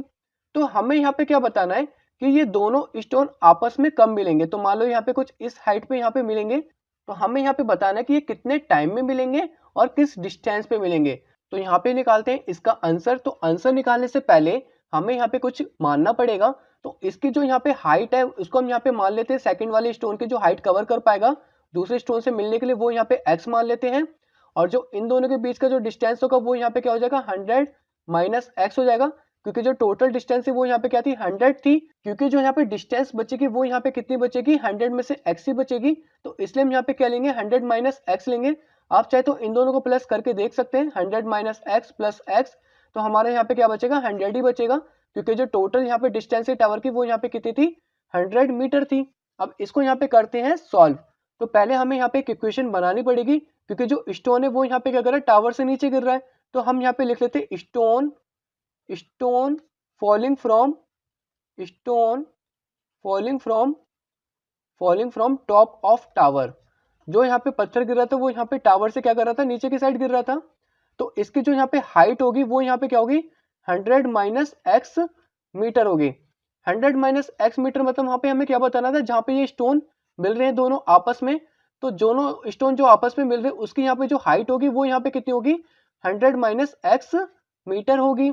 और जो यहाँ पे इसकी इनिशियल वेलोसिटी होगी वो यहाँ पे क्या होगी 0 होगी। ऐसा क्यों हो रहा है, क्योंकि जो यहाँ पे स्टोन है वो ऊपर की साइड यहाँ पे क्या था रेस्ट पे था, तो इसलिए जो उसकी इनिशियल वेलोसिटी होगी वो यहाँ पे क्या होगी 0 होगी। तो वो हम यहाँ पे लिख लेते हैं इनिशियल वेलोसिटी, जिसको हम यहाँ पे u से डिनोट करते हैं, वो यहाँ पे क्या होगी 0 होगी। और टाइम हमें नहीं पता तो टाइम को हम यहाँ पे क्वेश्चन मार्क लगा देते हैं। और जो यहाँ पे ग्रेविटी होगी वो यहाँ पे क्या होगी 9.8 मीटर पर सेकेंड स्क्वायर होगी। और अब हमें यहाँ पे क्या करना है, अब हमें यहाँ पे लगाना है न्यूटन का सेकेंड इक्वेशन ऑफ मोशन लगाना है। तो न्यूटन का जो सेकेंड इक्वेशन ऑफ मोशन होता था वो यहाँ पे क्या होता था s equal to u t plus half a t square होता था। तो s वहाँ पे क्या था हमारा डिस्टेंस था, तो उसकी जगह हम यहाँ पे क्या लेंगे h लेंगे, क्योंकि यहाँ पे जो हाइट है वो भी यहाँ पे डिस्टेंस ही कवर कर रही है। तो h इक्वल टू यहाँ पे क्या होगा you t plus half a T की जगह हम यहाँ पे क्या लेंगे जी टी स्क्वायर लेंगे, क्योंकि ये जो ग्रेविटी है वो यहाँ पे क्या एक्सेलरेशन ड्यू टू ग्रेविटी है, इसलिए हम यहाँ पे ए की जगह जी लेंगे। और यहाँ पे हम लिख सकते हैं acceleration due to gravity, acceleration due to gravity, जिसको हम यहाँ पे जी से डिनोट करते हैं। अब हमें यहाँ पे कुछ नहीं करना, यहाँ पे वैल्यू पुट करनी है। तो h हमने यहाँ पे क्या लिया था 100 माइनस एक्स लिया था, और जो इनिशियल वेलोसिटी थी वो यहाँ पे क्या थी 0 थी, और टाइम हमें नहीं पता into T plus half, gravity यहाँ पे क्या होगी 9.8 इंटू टी का स्क्वायर। इसको यहाँ पे कर लेते हैं सॉल्व। तो यहाँ पे कितना आ जाएगा हमारा 4.9। तो यहाँ पे हमारा 0 से टी करेंगे तो 0 ही बचेगा। तो 100 माइनस एक्स इक्वल टू यहाँ पे कितना बचा हमारा 4.9 टी स्क्वायर। तो इसको हम यहाँ पे क्या मान लेते हैं फर्स्ट इक्वेशन मान लेते हैं। अब यहाँ पे बात कर लेते हैं सेकंड पार्ट की। ये हमारे यहाँ पे एक तरह से फर्स्ट पार्ट था, और सेकंड पार्ट में यहाँ पे क्या हो रहा है, हमारा जो स्टोन है वो यहाँ पे क्या होगा ऊपर जाएगा, क्योंकि अब सेकंड पार्ट में जो स्टोन है वो ऊपर की साइड मूव कर रहा है, जब भी तो आपस में मिल पाएंगे दोनों स्टोन। तो यहाँ पे हमें क्या लिखना है स्टोन प्रोजेक्टेड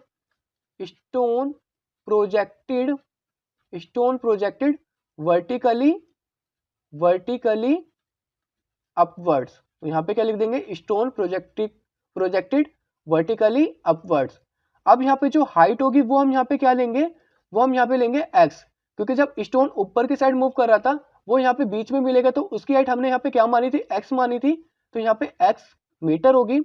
और जो इसकी इनिशियल वेलोसिटी होगी वो यहाँ पे कितनी होगी 25 मीटर पर सेकेंड, जो कि हमें क्वेश्चन में ही गिवन थी। तो वो हम यहाँ पे लिख लेते हैं 25 मीटर पर सेकेंड। टाइम हमें यहाँ पे भी नहीं पता, क्वेश्चन मार्क लगा देते हैं। और ग्रेविटी जो होगी यहाँ पे क्या होगी माइनस में होगी, क्योंकि ये अपोजिट साइड लग रही है, एक तरह से यहाँ पे रिटार्डेशन होगा। तो यहाँ पे लिख देते हैं माइनस का 9.8 मीटर पर सेकेंड स्क्वायर, क्योंकि जो ग्रेविटी है वो यहाँ पे अपोजिट डायरेक्शन में लग रही है। ऊपर की तरफ ऑब्जेक्ट मूव करेगा तो ग्रेविटी अपोजिट डायरेक्शन में ही लगेगी। तो यहाँ पे भी हमारा same second equation of motion लगेगा न्यूटन का, जो कि यहाँ पे क्या होता है h equal to u t plus half g t square हो जाएगा। अब इसमें यहाँ पे वैल्यू पुट करनी है, तो जो हमारे यहाँ पे हाइट थी वो हमें यहाँ पे नहीं पता, उसको हमने यहाँ पे क्या माना था, x माना था, तो इसको x लिख लेते हैं। और जो यहाँ पे u है वो यहाँ पे क्या है 25 है, और t का t रहेंगे प्लस हाफ, और जो यहाँ पे ग्रेविटी लग रही है वो यहाँ पे नेगेटिव लग रही है, तो इंटू माइनस का 9.8 इंटू टी का स्क्वायर। तो अब हमें यहाँ पे इसको सॉल्व कर लेना है। यहाँ पे कितना हो जाएगा हमारा 4.9 हो जाएगा, और x इक्वल टू 25t, और यहाँ पे आ जाएगा माइनस का 4.9 टी स्क्वायर, और इसको यहाँ पे मान लेते हैं सेकेंड इक्वेशन। अब हमें यहाँ पे क्या करना है, इक्वेशन फर्स्ट और सेकंड को क्या करना है, हमें ऐड करना है। क्या करना है, हमें इक्वेशन फर्स्ट और सेकंड को ऐड करना है। तो सिंपली इसको ऐड करते हैं, तो यहाँ पे हम लिख सकते हैं इक्वेशन फर्स्ट प्लस सेकंड। तो इसको यहाँ पे हम करते हैं ऐड, तो यहाँ पे क्या होगा 100 माइनस का x प्लस का x equal to 4.9 t square, ये इसका था। अब इसको यहाँ पे प्लस कर देते, प्लस का 25t माइनस का 4.9 टी स्क्वायर। अब होगा क्या, ये माइनस एक्स से ये वाला प्लस एक्स कट जाएगा 20, और ये 4.9 टी स्क्वायर से ये माइनस का 4.9 टी स्क्वायर कट गया। तो हमारे यहाँ पे बचा क्या, हमारे यहाँ पे बचा 100 इक्वल टू 25 टी बचा। तो यहाँ पे होगा क्या, t equal to 100 divided by 25 हो जाएगा, और 25 4 जो यहाँ पे क्या होता है 100 होता है। तो एक्चुअली जो टाइम लगेगा यहाँ पे दोनों स्टोन को मिलने में कितना लगेगा, यहाँ पे 4 सेकंड लगेगा। कितना लगेगा, यहाँ पे 4 सेकंड लगेगा। अब यहाँ पे कुछ बात कर लेते हैं, यहाँ पे जो हाइट होगी, यहाँ पे कितने हाइट पे दोनों आपस में मिलेंगे, यहाँ पे मैं बॉक्स बना देता हूँ और इसको यहाँ पे लिख लेंगे। तो जो यहाँ पे टाइम निकला हमारा 4 सेकंड, इसको हम यहाँ पे फर्स्ट पार्ट में पुट कर देते हैं, जिसको हमने फर्स्ट पार्ट माना था। तो जो यहाँ पे टाइम निकला है 4 सेकंड, इसको हम यहाँ पे क्या करेंगे, जो फर्स्ट इक्वेशन थी उसमें पुट कर देंगे। तो यहाँ पे होगा क्या, 100 minus x equal to 4.9, t हमारे यहाँ पे क्या था 4 4 16 था, इसको यहाँ पे कर लेते हैं इंटू 16, क्योंकि अभी हमने यहाँ पे क्या करा, इस वाले पहले वाले में वैल्यू पुट कर दी है, और 4.9 को 16 से मल्टीप्लाई करेंगे तो देखते हैं यहाँ पे कितना आता है। 16 को यहाँ पे किससे करना है, 4.9 से करना है, और 9 6 जा कितना होता है 54 होता है, 5 कैरी गया, 9 1 और 4 14, और यहाँ पे कितना आ गया हमारा 6 4 जा 24 का 4, 2 कैरी गया, और 4 1 जा 4, और यहाँ पे आ गया 6। तो यहाँ पे कितना बचा 4 4 4 8 और 6 1 7, तो यहाँ पे 78.4 आ गया। तो यहाँ पे लिख सकते हैं 100 माइनस एक्स इक्वल टू 78.4। तो जो हमारे यहाँ पे x होगा वो यहाँ पे क्या होगा, हमारा सिंपली 100 माइनस 78.4 होगा। तो हम क्या करेंगे, 100 माइनस 78.4 कर देंगे। तो यहाँ पे करते हैं इसको सब्ट्रैक्ट, तो देखते हैं यहाँ पे कितना आ रहा है। तो यहाँ पे 10 में से 4 गए, यहाँ पे कितना बचा 6, 9 में से 8 गए 1, और 9 में से यहाँ पे 7 गए, कितना बचा हमारा 2। तो यहाँ पे कितना आ गया 21.6। तो 21.6 मीटर पे ये दोनों आपस में क्या करेंगे, मिलेंगे।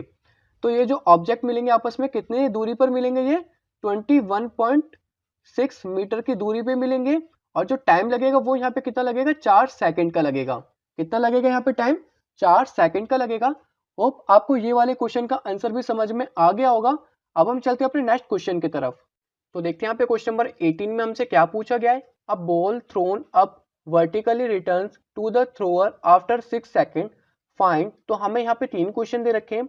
The velocity with which it was thrown up, तो हमें यहाँ पे बताना है कि यहाँ पे जो बॉल फेंकी गई थी ऊपर, उसकी जो वेलोसिटी थी वो यहाँ पे कितनी होगी, और हमें यहाँ पे बताना है कि जो उसकी मैक्सिमम हाइट है वो यहाँ पे कितनी पहुंच पाई थी, और उसकी पोजीशन बतानी है 4 सेकंड के बाद। क्योंकि जिसने यहाँ पे बॉल फेंकी थी उसके पास यहाँ पे 6 सेकंड पे आई थी, तो जो उसकी पोजीशन है वो यहाँ पे 4 सेकंड में कितनी होगी वो हमें यहाँ पे बतानी है। तो इसको यहाँ पे हम इस तरीके से समझते हैं। तो मान लो कि यहाँ पे हमारा ग्राउंड है और हमने यहाँ पे बॉल ऊपर की साइड फेंकी है, और इसकी हमें यहाँ पे इनिशियल वेलोसिटी निकालनी थी, जो कि हमें यहाँ पे नहीं पता। फाइनल वेलोसिटी जो यहाँ पे होगी इसकी रेस्ट पे आ जाएगी, क्योंकि यहाँ पे मैक्सिमम हाइट पे यहाँ पे क्या होगा, रेस्ट पोजीशन पे पहुंच जाएगी। उसके बाद जो यहाँ पे बॉल है वो यहाँ पे क्या करेगी, नीचे की डायरेक्शन में आएगी। तो हमें यहाँ पे क्या बताना है, तो हमें यहाँ पे बताना है कि मैक्सिमम हाइट कितनी पहुंची थी, और जो इसकी पोजीशन है 4 सेकंड पे वो यहाँ पे कितनी होगी। तो मान लो कि यहाँ पे 3 सेकंड तो इसको ऊपर जाने में लगेंगे, और 3 सेकंड यहाँ पे इसको नीचे आने में लगेंगे। क्योंकि जो यहाँ पे बॉल है फेंकने वाले के पास दोबारा वापस आ चुकी थी, तो इसको यहाँ पे सबसे पहले जो कैलकुलेट करेंगे यहाँ पे वेलोसिटी के लिए कैलकुलेट करेंगे। तो ए पार्ट में हमें यहाँ पे वेलोसिटी कैलकुलेट करनी थी, तो यहाँ पे हम लिख देते सिंपल कैलकुलेशन ऑफ वेलोसिटी। तो यहाँ पे मैं लिख देता हूँ calculation of velocity A part के लिए। तो हमें यहाँ पे क्या गिवन है वो हम यहाँ पे देख लेते हैं। हमें यहाँ पे फाइनल वेलोसिटी जिसको हम यहाँ पे क्या मानेंगे, v मान लेंगे। v हमारा यहाँ पे क्या है, 0 है, क्योंकि जो बॉल है वो यहाँ पे क्या होगी, मैक्सिमम हाइट पे पहुंचने के बाद वो यहाँ पे 0 पे आ जाएगी, उसकी यहाँ पे कोई स्पीड नहीं रहेगी, एक तरह से वो यहाँ पे रेस्ट पोजीशन पे आ चुकी है। अब बात कर लेते हैं यहाँ पे इनिशियल वेलोसिटी की। इनिशियल वेलोसिटी मतलब यहाँ पे जो थ्रोअर था उसने जो बॉल फेंकी थी उसकी स्पीड यहाँ पे कितनी थी वो भी हमें यहाँ पे नहीं पता। इसको यहाँ पे u से डिनोट किया जाता है, तो u हमारे यहाँ पे क्या होगा नहीं पता, तो यहाँ पे क्वेश्चन मार्क लगा देते हैं। अब यहाँ पे बात कर लेते हैं एक्सेलरेशन ड्यू टू ग्रेविटी। किसकी बात कर लेते हैं, एक्सेलरेशन ड्यू टू ग्रेविटी, जो कि यहाँ पे क्या होगी वो हम यहाँ पे देख लेते हैं। एक्सेलरेशन ड्यू टू ग्रेविटी जिसको हम यहाँ पे किससे डिनोट करते हैं, g से डिनोट करते हैं। तो g हमारे यहाँ पे क्या होगा, माइनस का 9.8 metre per second square. Minus का साइन इसलिए लगेगा क्योंकि जो ग्रेविटी लग रही है वो यहाँ पे अपोजिट डायरेक्शन में लग रही है, मतलब वो ऊपर की तरफ जा रहा है, जबकि ग्रेविटी एक्चुअली में नीचे की डायरेक्शन में लगती है। अगर यहाँ पे ग्रेविटी नीचे की डायरेक्शन में लगती तो यहाँ पे प्लस लिखते हैं, अगर यहाँ पे अपोजिट डायरेक्शन में लग रही है तो वो यहाँ पे क्या हो रही है, रिटार्डेशन हो रही है, तो यहाँ पे नेगेटिव साइन आ जाता है। और जो यहाँ पे टाइम लग रहा है वो यहाँ पे कितना लगेगा, 3 सेकंड का लगेगा। कितना लगेगा यहाँ पे, 3 सेकंड का। 3 सेकंड तो लगेंगे यहाँ पे उसको ऊपर जाने में, मैक्सिमम हाइट कवर करने में, और उसके बाद यहाँ पे 3 सेकंड नीचे आने में लगेंगे। तो यहाँ पे जो टाइम लेंगे वो यहाँ पे कितना लेंगे, 3 सेकंड का लेंगे। अब हम यहाँ पे लेंगे Newton's first equation of motion लेंगे। तो न्यूटन्स के फर्स्ट इक्वेशन ऑफ मोशन में क्या था हमारा, v equal to u plus a t था, जैसे कि आपने मोशन वाले चैप्टर में पढ़ा था। बट यहाँ पे क्या होगा, u प्लस ए टी की जगह हम यहाँ पे क्या लेंगे, जी टी लेंगे, क्योंकि जो एक्सेलरेशन लग रही है वो यहाँ पे ग्रेविटी पे लग रही है, इसलिए यहाँ पे क्या होगा, a की जगह g लेंगे। अब इसको यहाँ पे करते हैं सॉल्व वैल्यू पुट करके। तो फाइनल वेलोसिटी यहाँ पे क्या थी, 0 थी, u तो हमें कैलकुलेट करना था, और g यहाँ पे क्या माइनस का 9.8, और t हमें यहाँ पे कितना रखा है, 3 दे रखा है। इसको यहाँ पे करते हैं सॉल्व। तो यहाँ पे कितना होगा हमारा, u प्लस 9.8 को 3 से मल्टीप्लाई करेंगे तो कितना आएगा, माइनस का 8 3 यहाँ पे 24, और 2 कैरी किया, 9 3 27 29, तो 29.4 आ चुका है यहाँ पे। तो यहाँ पे जो माइनस की वैल्यू वो हमारे यहाँ पे लेफ्ट साइड जाती है, तो वो यहाँ पे कितनी हो जाएगी, पॉजिटिव हो जाएगी। तो एक्चुअली में जो इसका आंसर है वहाँ पे क्या आएगा, पॉजिटिव में आएगा। तो यहाँ पे कितना लिख सकते हैं, 29.4 मीटर पर सेकेंड। तो इसका मतलब जो इसकी इनिशियल वेलोसिटी थी वो यहाँ पे कितनी थी, 29.4 मीटर पर सेकेंड थी। ए पार्ट का तो हमारा आंसर हो चुका। अब हम यहाँ पे बात कर लेते हैं बी पार्ट की। तो बी पार्ट के लिए तो यहाँ पे जगह बची नहीं है, तो इसको यहाँ पे मैं रफ कर लेता हूँ, और हमें ये वाली वैल्यू याद रखनी जो हमारे यहाँ पे कितनी निकली थी, initial velocity 29.4 metre per second. इसको हम यहाँ पे नेक्स्ट क्वेश्चन में कवर करके चलेंगे। तो अभी फिलहाल के लिए मैं इसको यहाँ पे रफ कर देता हूँ। देखते हैं यहाँ पे बी पार्ट में क्या पूछा है, the maximum height it reaches. तो यहाँ पे क्या करा था, हमने एक बॉल फेंकी थी, और जो यहाँ पे ऊपर की हाइट कवर कर रहा था वो यहाँ पे 3 सेकंड में कवर कर रहा था, और नीचे की हाइट यहाँ पे 3 सेकंड में कवर कर रहा था। तो टोटल टाइम यहाँ पे कितने लग रहे थे, 6 सेकंड लग रहे थे जिसने यहाँ पे बॉल फेंकी थी उसके पास आने में। तो हमें यहाँ पे बताना है कि जो इसकी मैक्सिमम हाइट है यहाँ पे इसने कितनी कवर करी है। और पिछले क्वेश्चन से हमने यहाँ पे इनिशियल वेलोसिटी निकाली ली थी, जो कि यहाँ पे कितनी थी, 29.4 मीटर पर सेकेंड थी। तो ये हमें यहाँ पे याद रखना है, इस क्वेश्चन में काम आएगा। तो अब हम यहाँ पे बात कर लेते हैं बी पार्ट की। तो बी पार्ट में हमें यहाँ पे क्या करना है, कैलकुलेशन फॉर मैक्सिमम हाइट यहाँ पे लिख लेते हैं, calculation for maximum height, calculation for maximum height.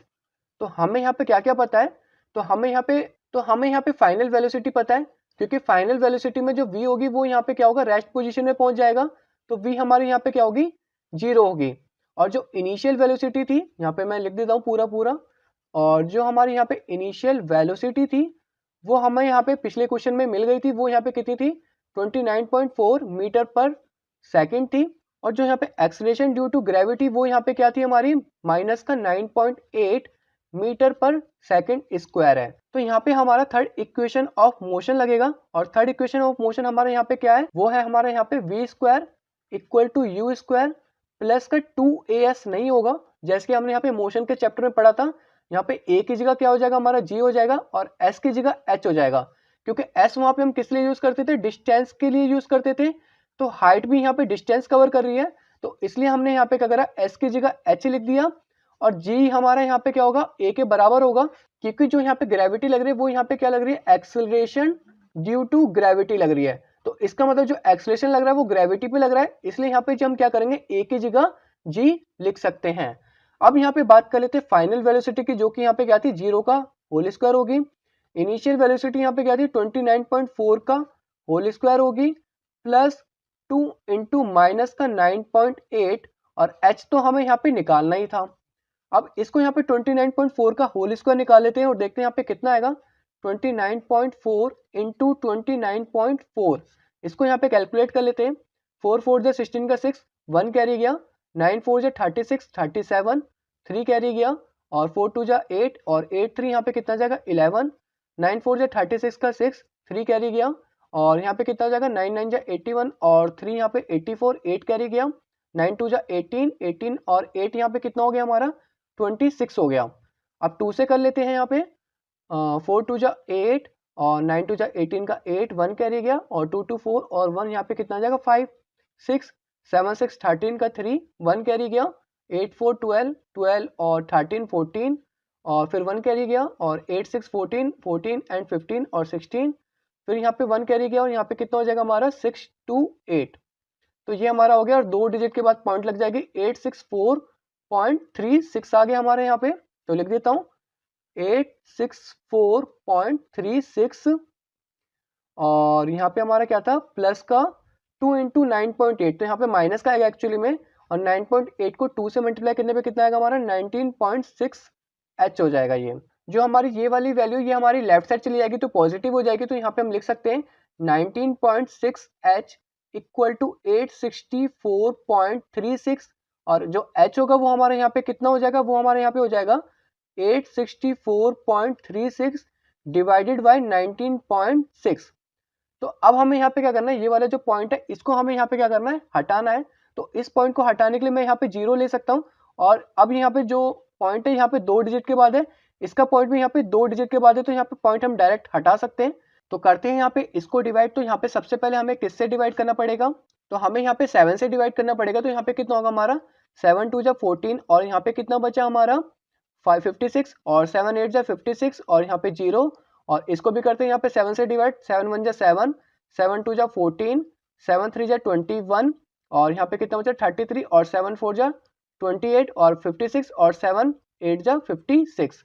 फिर दोबारा यहाँ पे 7 से कर लेते हैं, तो 7 4 जा 28, और 0 का 0, 7 1 जा 7, 53 बचा, 7 7 जा 49, 44 बचा, 7 6 जा 42, अब यहाँ पे कितना बचा 28, और 7 4 जा 28 हो गया। अब यहाँ पे किससे डिवाइड कर लेते हैं, यहाँ पे 4 से डिवाइड कर लेते हैं, तो यहाँ पे कितना हो जाएगा 10 हो जाएगा, 4 4 जा 16, 4 4 जा 16, 4 1 जा 4, तो यहाँ पे 441 डिवाइडेड बाई 10 करेंगे तो यहाँ पे कितना आ जाएगा 44.1 आ जाएगा, कितना आ जाएगा 44.1। तो हमारा जो एक्चुअल आंसर आएगा वो हमारा किस में आएगा, 44.1 किस में आएगा, हमारा मीटर में आएगा, क्योंकि जो हाइट है वो किस में निकलेगी, मीटर में निकलेगी। तो 44.1 हमारा किस में आ गया, मीटर में आ चुका है। तो इसकी हाइट यहाँ पे निकल चुकी है बी पार्ट का, तो बी पार्ट का जो आंसर होगा वो यहाँ पे कितना होगा 44.1 मीटर होगा। अब यहाँ पे बात कर लेते हैं सी पार्ट की, तो सी पार्ट के लिए हमें यहाँ पे इसको रफ करना पड़ेगा, क्योंकि यहाँ पे जगह नहीं बची है, तो इसको यहाँ पे रफ कर लेते हैं। तो देखते हैं यहाँ पे सी पार्ट में हमसे क्या पूछा गया है, इट्स पोजीशन आफ्टर 4 सेकेंड। तो यहाँ पे क्या था, यहाँ पे एक बॉल को हम ऊपर थ्रो कर रहे थे, और फिर वो यहाँ पे नीचे दोबारा आ रही थी। जब हम इसको ऊपर थ्रो कर रहे थे तो इसमें यहाँ पे कितना टाइम लग रहा था, 3 सेकेंड का, और नीचे आने में कितना टाइम लग रहा था, 3 सेकेंड का। तो इसका हमें यहाँ पे क्या बताना कि 4 सेकेंड में यहाँ पे जो बॉल है वो यहाँ पे कहाँ तक पहुंचेगी। तो इसका मतलब हमें यहाँ पे इसकी हाइट कैलकुलेट करनी है। तो जो हमारे यहाँ पे फॉर्मूला लगेगा वो हमारे यहाँ पे लगेगा न्यूटन्स का सेकंड इक्वेशन ऑफ मोशन। तो इसको यहाँ पे करते हैं सॉल्व, और न्यूटन्स का जो सेकंड इक्वेशन ऑफ मोशन है वो हमारे यहाँ पे क्या है, वो हमारे यहाँ पे क्या था, s equal to u t plus half a t square था। तो एस की जगह हम यहाँ पे क्या लेंगे, एच लेंगे, क्योंकि एस जो होता था वहां पे डिस्टेंस होता था, और जो यहाँ पे डिस्टेंस होगी हम हाइट को ही मानेंगे। तो यहाँ पे ले लेते हैं h equal to u t, तो यहाँ पे हमारा क्या होगा प्लस हाफ, और ए की जगह हम यहाँ पे क्या लेंगे, जी लेंगे, क्या लेंगे हम यहाँ पे जी लेंगे, और टी का स्क्वायर। और ए हमारे यहाँ पे क्या होता था, एक्सेलरेशन होता था, और यहाँ पे जो जी होगा वो यहाँ पे क्या होगा, एक्सेलरेशन ड्यू टू ग्रेविटी होगा। अब यहाँ पे इसमें वैल्यू पुट करके हम यहाँ पे क्या निकालेंगे, इसका टाइम निकालेंगे। तो जो यहाँ पे हाइट होगी उसको हम यहाँ पे h ही रहने देंगे, क्योंकि यहाँ पे निकालनी है हमें हाइट ही।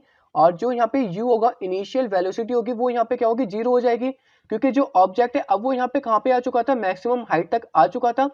अब जो ऑब्जेक्ट है वो यहाँ पे क्या हो रहा है, नीचे की साइड जा रहा है, मतलब जो यहाँ पे बॉल है अब वो यहाँ पे नीचे की साइड जा रही है ऊपर से। तो जो यहाँ पे इसकी इनिशियल वेलोसिटी होगी वो यहाँ पे क्या हो जाएगी, 0 हो जाएगी।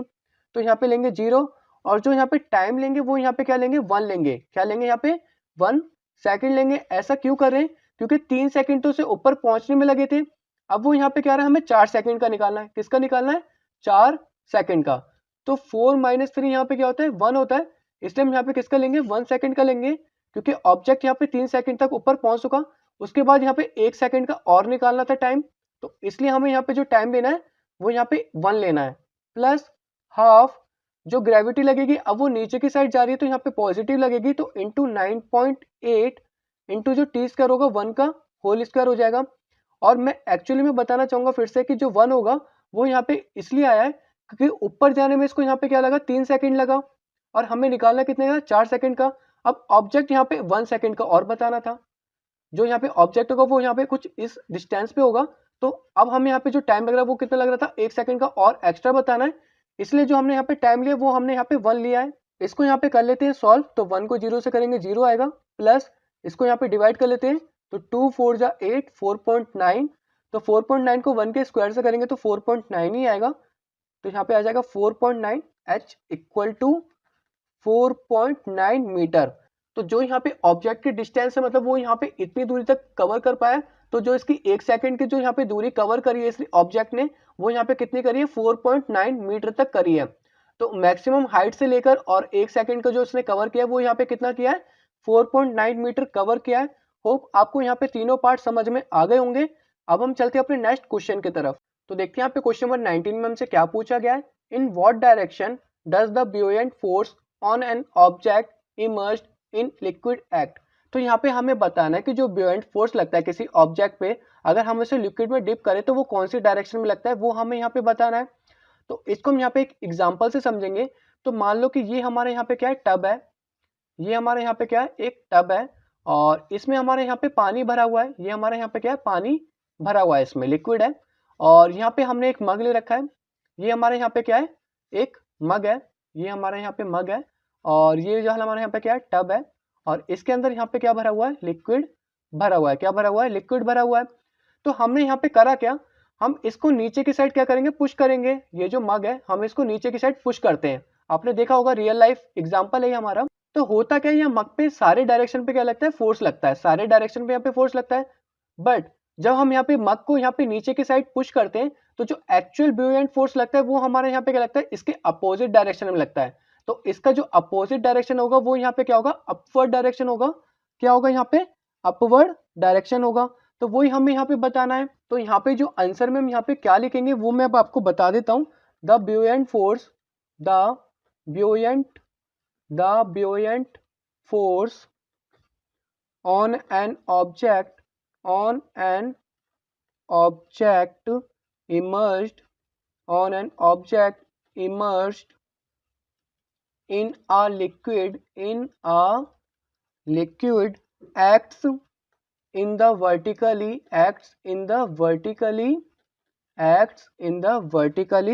upward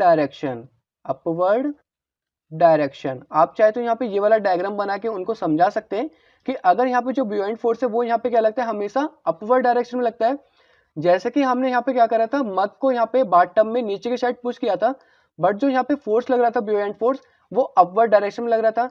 जैसे कि आपने देखा होगा कि हम यहाँ पे मग्गा को पानी के नीचे डुबाते हैं, बट जो यहाँ पे फोर्स लगता है वो ऊपर की साइड उसको पुश करता है। तो हमें वहाँ पे पता चलता है कि जो buoyant फोर्स है वहाँ पे काम कर रहा है, और वो कौन सी डायरेक्शन में कर रहा है, अपवर्ड डायरेक्शन में कर रहा है। तो होप आपको इस क्वेश्चन का जवाब मिल चुका होगा। अब हम चलते हैं अपने नेक्स्ट क्वेश्चन की तरफ। तो देखते हैं यहाँ पे क्वेश्चन नंबर 20 में हमसे क्या पूछा गया है, why does a block of plastic released under water come up to the surface of water. तो यहाँ पे होता क्या है कि यहाँ पे हमने एक टब ले रखा है। मान लो ये हमारे यहाँ पे क्या है, एक टब है, और हमने एक प्लास्टिक का ब्लॉक लिया। तो हमने यहाँ पे प्लास्टिक लिया और हमने इसके अंदर डिप कर दिया। तो जो यहाँ पे प्लास्टिक होता है वो थोड़ी देर के बाद यहाँ पे क्या होता है, सरफेस पे आ जाता है। ये प्लास्टिक यहाँ पे कहाँ जाता है, सरफेस पे आ जाता है। ऐसा क्यों होता है वो हमें यहाँ पे बताना है। तो देखते हैं यहाँ पे इसके आंसर में, a block of plastic release under water comes up to the surface of water because the buoyant force acting on the block of plastic due to water is greater than its weight। तो जो यहाँ पे water का wait होता है वो यहाँ पे प्लास्टिक के वेट से ज्यादा होता है, जिसकी वजह से यहाँ पे buoyant फोर्स काम करता है, और वो भी यहाँ पे अपवर्ड डायरेक्शन में काम करता है, जिसकी वजह से जो यहाँ पे प्लास्टिक का ब्लॉक है वो यहाँ पे क्या होता है, ऊपर आ जाता है। The buoyant force is greater because the density of water is greater then the density of plastic. तो buoyant फोर्स वहां पे कब काम करता है, जब वहां पे उसकी डेंसिटी क्या होती है, ऑब्जेक्ट से ज्यादा होती है। तो ऑब्जेक्ट यहाँ पे प्लास्टिक है और उसकी डेंसिटी यहाँ पे पानी से कम है, जिसकी वजह से जो ये ऑब्जेक्ट है, जो प्लास्टिक है, वो यहाँ पे उसके सरफेस पे तैरने लगेगा। होप आपको इसका आंसर मिल गया होगा। अब हम चलते हैं अपने नेक्स्ट क्वेश्चन की तरफ। तो देखते हैं यहाँ पे क्वेश्चन नंबर 21 में हमसे क्या पूछा गया है। The volume of 50 gram of a substance is 20 centimetre cube if the density of water is 1 gram per centimetre cube will the substance float और सिंक। तो हमें यहाँ पे एक सब्सटेंस दे रखा है, उसका मास यहाँ पे 50 ग्राम है और जो वॉल्यूम है वहाँ पे उसका कितना है, 20 सेंटीमीटर क्यूब है, और हमें यहाँ पे वाटर की डेंसिटी गिवन है, और हमें यहाँ पे बताना है जो ये सब्सटेंस है वो यहाँ पे पानी में तैरेगा या डूब जाएगा। तो इसको यहाँ पे करते हैं सॉल्व, और हम यहाँ पे बताएंगे कि वो डूबेगा कि तैरेगा। अगर उसकी डेंसिटी यहाँ पे वाटर से ज्यादा होगी तो वो यहाँ पे डूब जाएगा, अगर यहाँ पे वाटर की डेंसिटी ज्यादा होगी तो वो यहाँ पे तैरने लगेगा। तो सबसे पहले यहाँ पे मास ऑफ सब्सटेंस हमें कितना गिवन है वो हम यहाँ पे देख लेते हैं। तो मास हमें यहाँ पे गिवन है 50 ग्राम गिवन है, और जो इसका यहाँ पे वॉल्यूम गिवन है वो यहाँ पे कितना गिवन है हमें, 20 सेंटीमीटर क्यूब, वो भी हम यहाँ पे लिख लेते हैं 20 सेंटीमीटर क्यूब। और जो यहाँ पे डेंसिटी का फॉर्मूला होता है वो हमें यहाँ पे पता होना चाहिए इसको सॉल्व करने के लिए। तो डेंसिटी का यहाँ पे फॉर्मूला होता है मास अपॉन वॉल्यूम। कितना होता है हमारा, मास अपॉन वॉल्यूम होता है। तो यहाँ पे मास कितना है हमारा, 50 ग्राम है, और जो वॉल्यूम है वो यहाँ पे कितना है, 20 है। इसको यहाँ पे करते हैं डिवाइड, तो यहाँ पे कितना आ जाएगा 2.5, कितना आ जाएगा हमारा 2.5 ग्राम पर सेंटीमीटर क्यूब, क्योंकि जो डेंसिटी की यूनिट होती है वो यहाँ पे क्या होती है, ग्राम पर सेंटीमीटर क्यूब होती है। और हम इसकी यूनिट ऐसे भी निकाल सकते हैं, क्योंकि जो हमारे यहाँ पे 50 था वो यहाँ पे ग्राम में दे रखा था, और जो यहाँ पे वॉल्यूम थी वो यहाँ पे सेंटीमीटर क्यूब में दे रखी थी। तो ये हमारे यहाँ पे क्या हो जाएगा, ग्राम पर सेंटीमीटर क्यूब हो जाएगा। तो डेंसिटी यहाँ पे किसकी, वाटर से ज्यादा है, इसका मतलब जो ये सब्सटेंस है वो यहाँ पे क्या होगा, डूब जाएगा। तो हम यहाँ पे क्या लिख सकते हैं, यहाँ पे हम लिख सकते हैं density of substance, density of substance is greater than water, is greater than is greater than water is greater than water, so it will sink. तो ये यहाँ पे क्या होगा, डूब जाएगा, क्योंकि जो इसकी डेंसिटी है वो यहाँ पे कितनी है, 2.5 ग्राम पर सेंटीमीटर क्यूब, और जो वाटर की डेंसिटी है वो यहाँ पे कितनी है, 1 ग्राम पर सेंटीमीटर क्यूब, और ये यहाँ पे वाटर की डेंसिटी से ज्यादा है, जिस वजह से ये जो हमारा सब्सटेंस है वो यहाँ पे क्या होगा, डूब जाएगा। अब बात कर लेते हैं यहाँ पे नेक्स्ट क्वेश्चन की। तो देखते हैं यहाँ पे क्वेश्चन नंबर 22 में हमसे क्या पूछा गया है। The volume of A 500 gram seal pack is 350 centimetre cube. यहाँ पे हमारे पास एक सील्ड पैकेट है, और इसका जो मास है वो यहाँ पे 500 ग्राम है, और वॉल्यूम यहाँ पे कितना है इसका, 350 सेंटीमीटर क्यूब है। विल द पैकेट फ्लोट और sink in water if the density of water is 1 gram per centimetre cube. तो यहाँ पे जो पैकेट है वो यहाँ पे पानी पे तैरेगा या डूब जाएगा अगर यहाँ पे पानी की density 1 gram per centimetre cube होगी। तो what will be the mass of water displaced by this packet. तो कितना मास ये पैकेट वाटर का डिस्प्लेस कर पाएगा वो हमें यहाँ पे बताना है। तो करते हैं यहाँ पे इसको सॉल्व। तो हमें यहाँ पे सबसे पहले क्या गिवन है, हमें यहाँ पे पैकेट का मास गिवन है, तो यहाँ पे हम लिख लेंगे मास। तो पैकेट का जो मास यहाँ पे गिवन है वो हमें कितना गिवन है, 500 ग्राम गिवन है, और जो इसका वॉल्यूम गिवन है वो हमें यहाँ पे कितना गिवन है, वो हमें यहाँ पे गिवन है 350 सेंटीमीटर क्यूब गिवन है। और जो डेंसिटी का फॉर्मूला होता है वो यहाँ पे क्या होता है वो हम देख लेते हैं। डेंसिटी का जो फॉर्मूला होता है वो यहाँ पे होता है हमारा मास अपॉन वॉल्यूम। क्या होता है, मास अपॉन वॉल्यूम। अगर इसकी डेंसिटी यहाँ पे पानी से ज्यादा होगी तो जो ऑब्जेक्ट है वो यहाँ पे डूब जाएगा।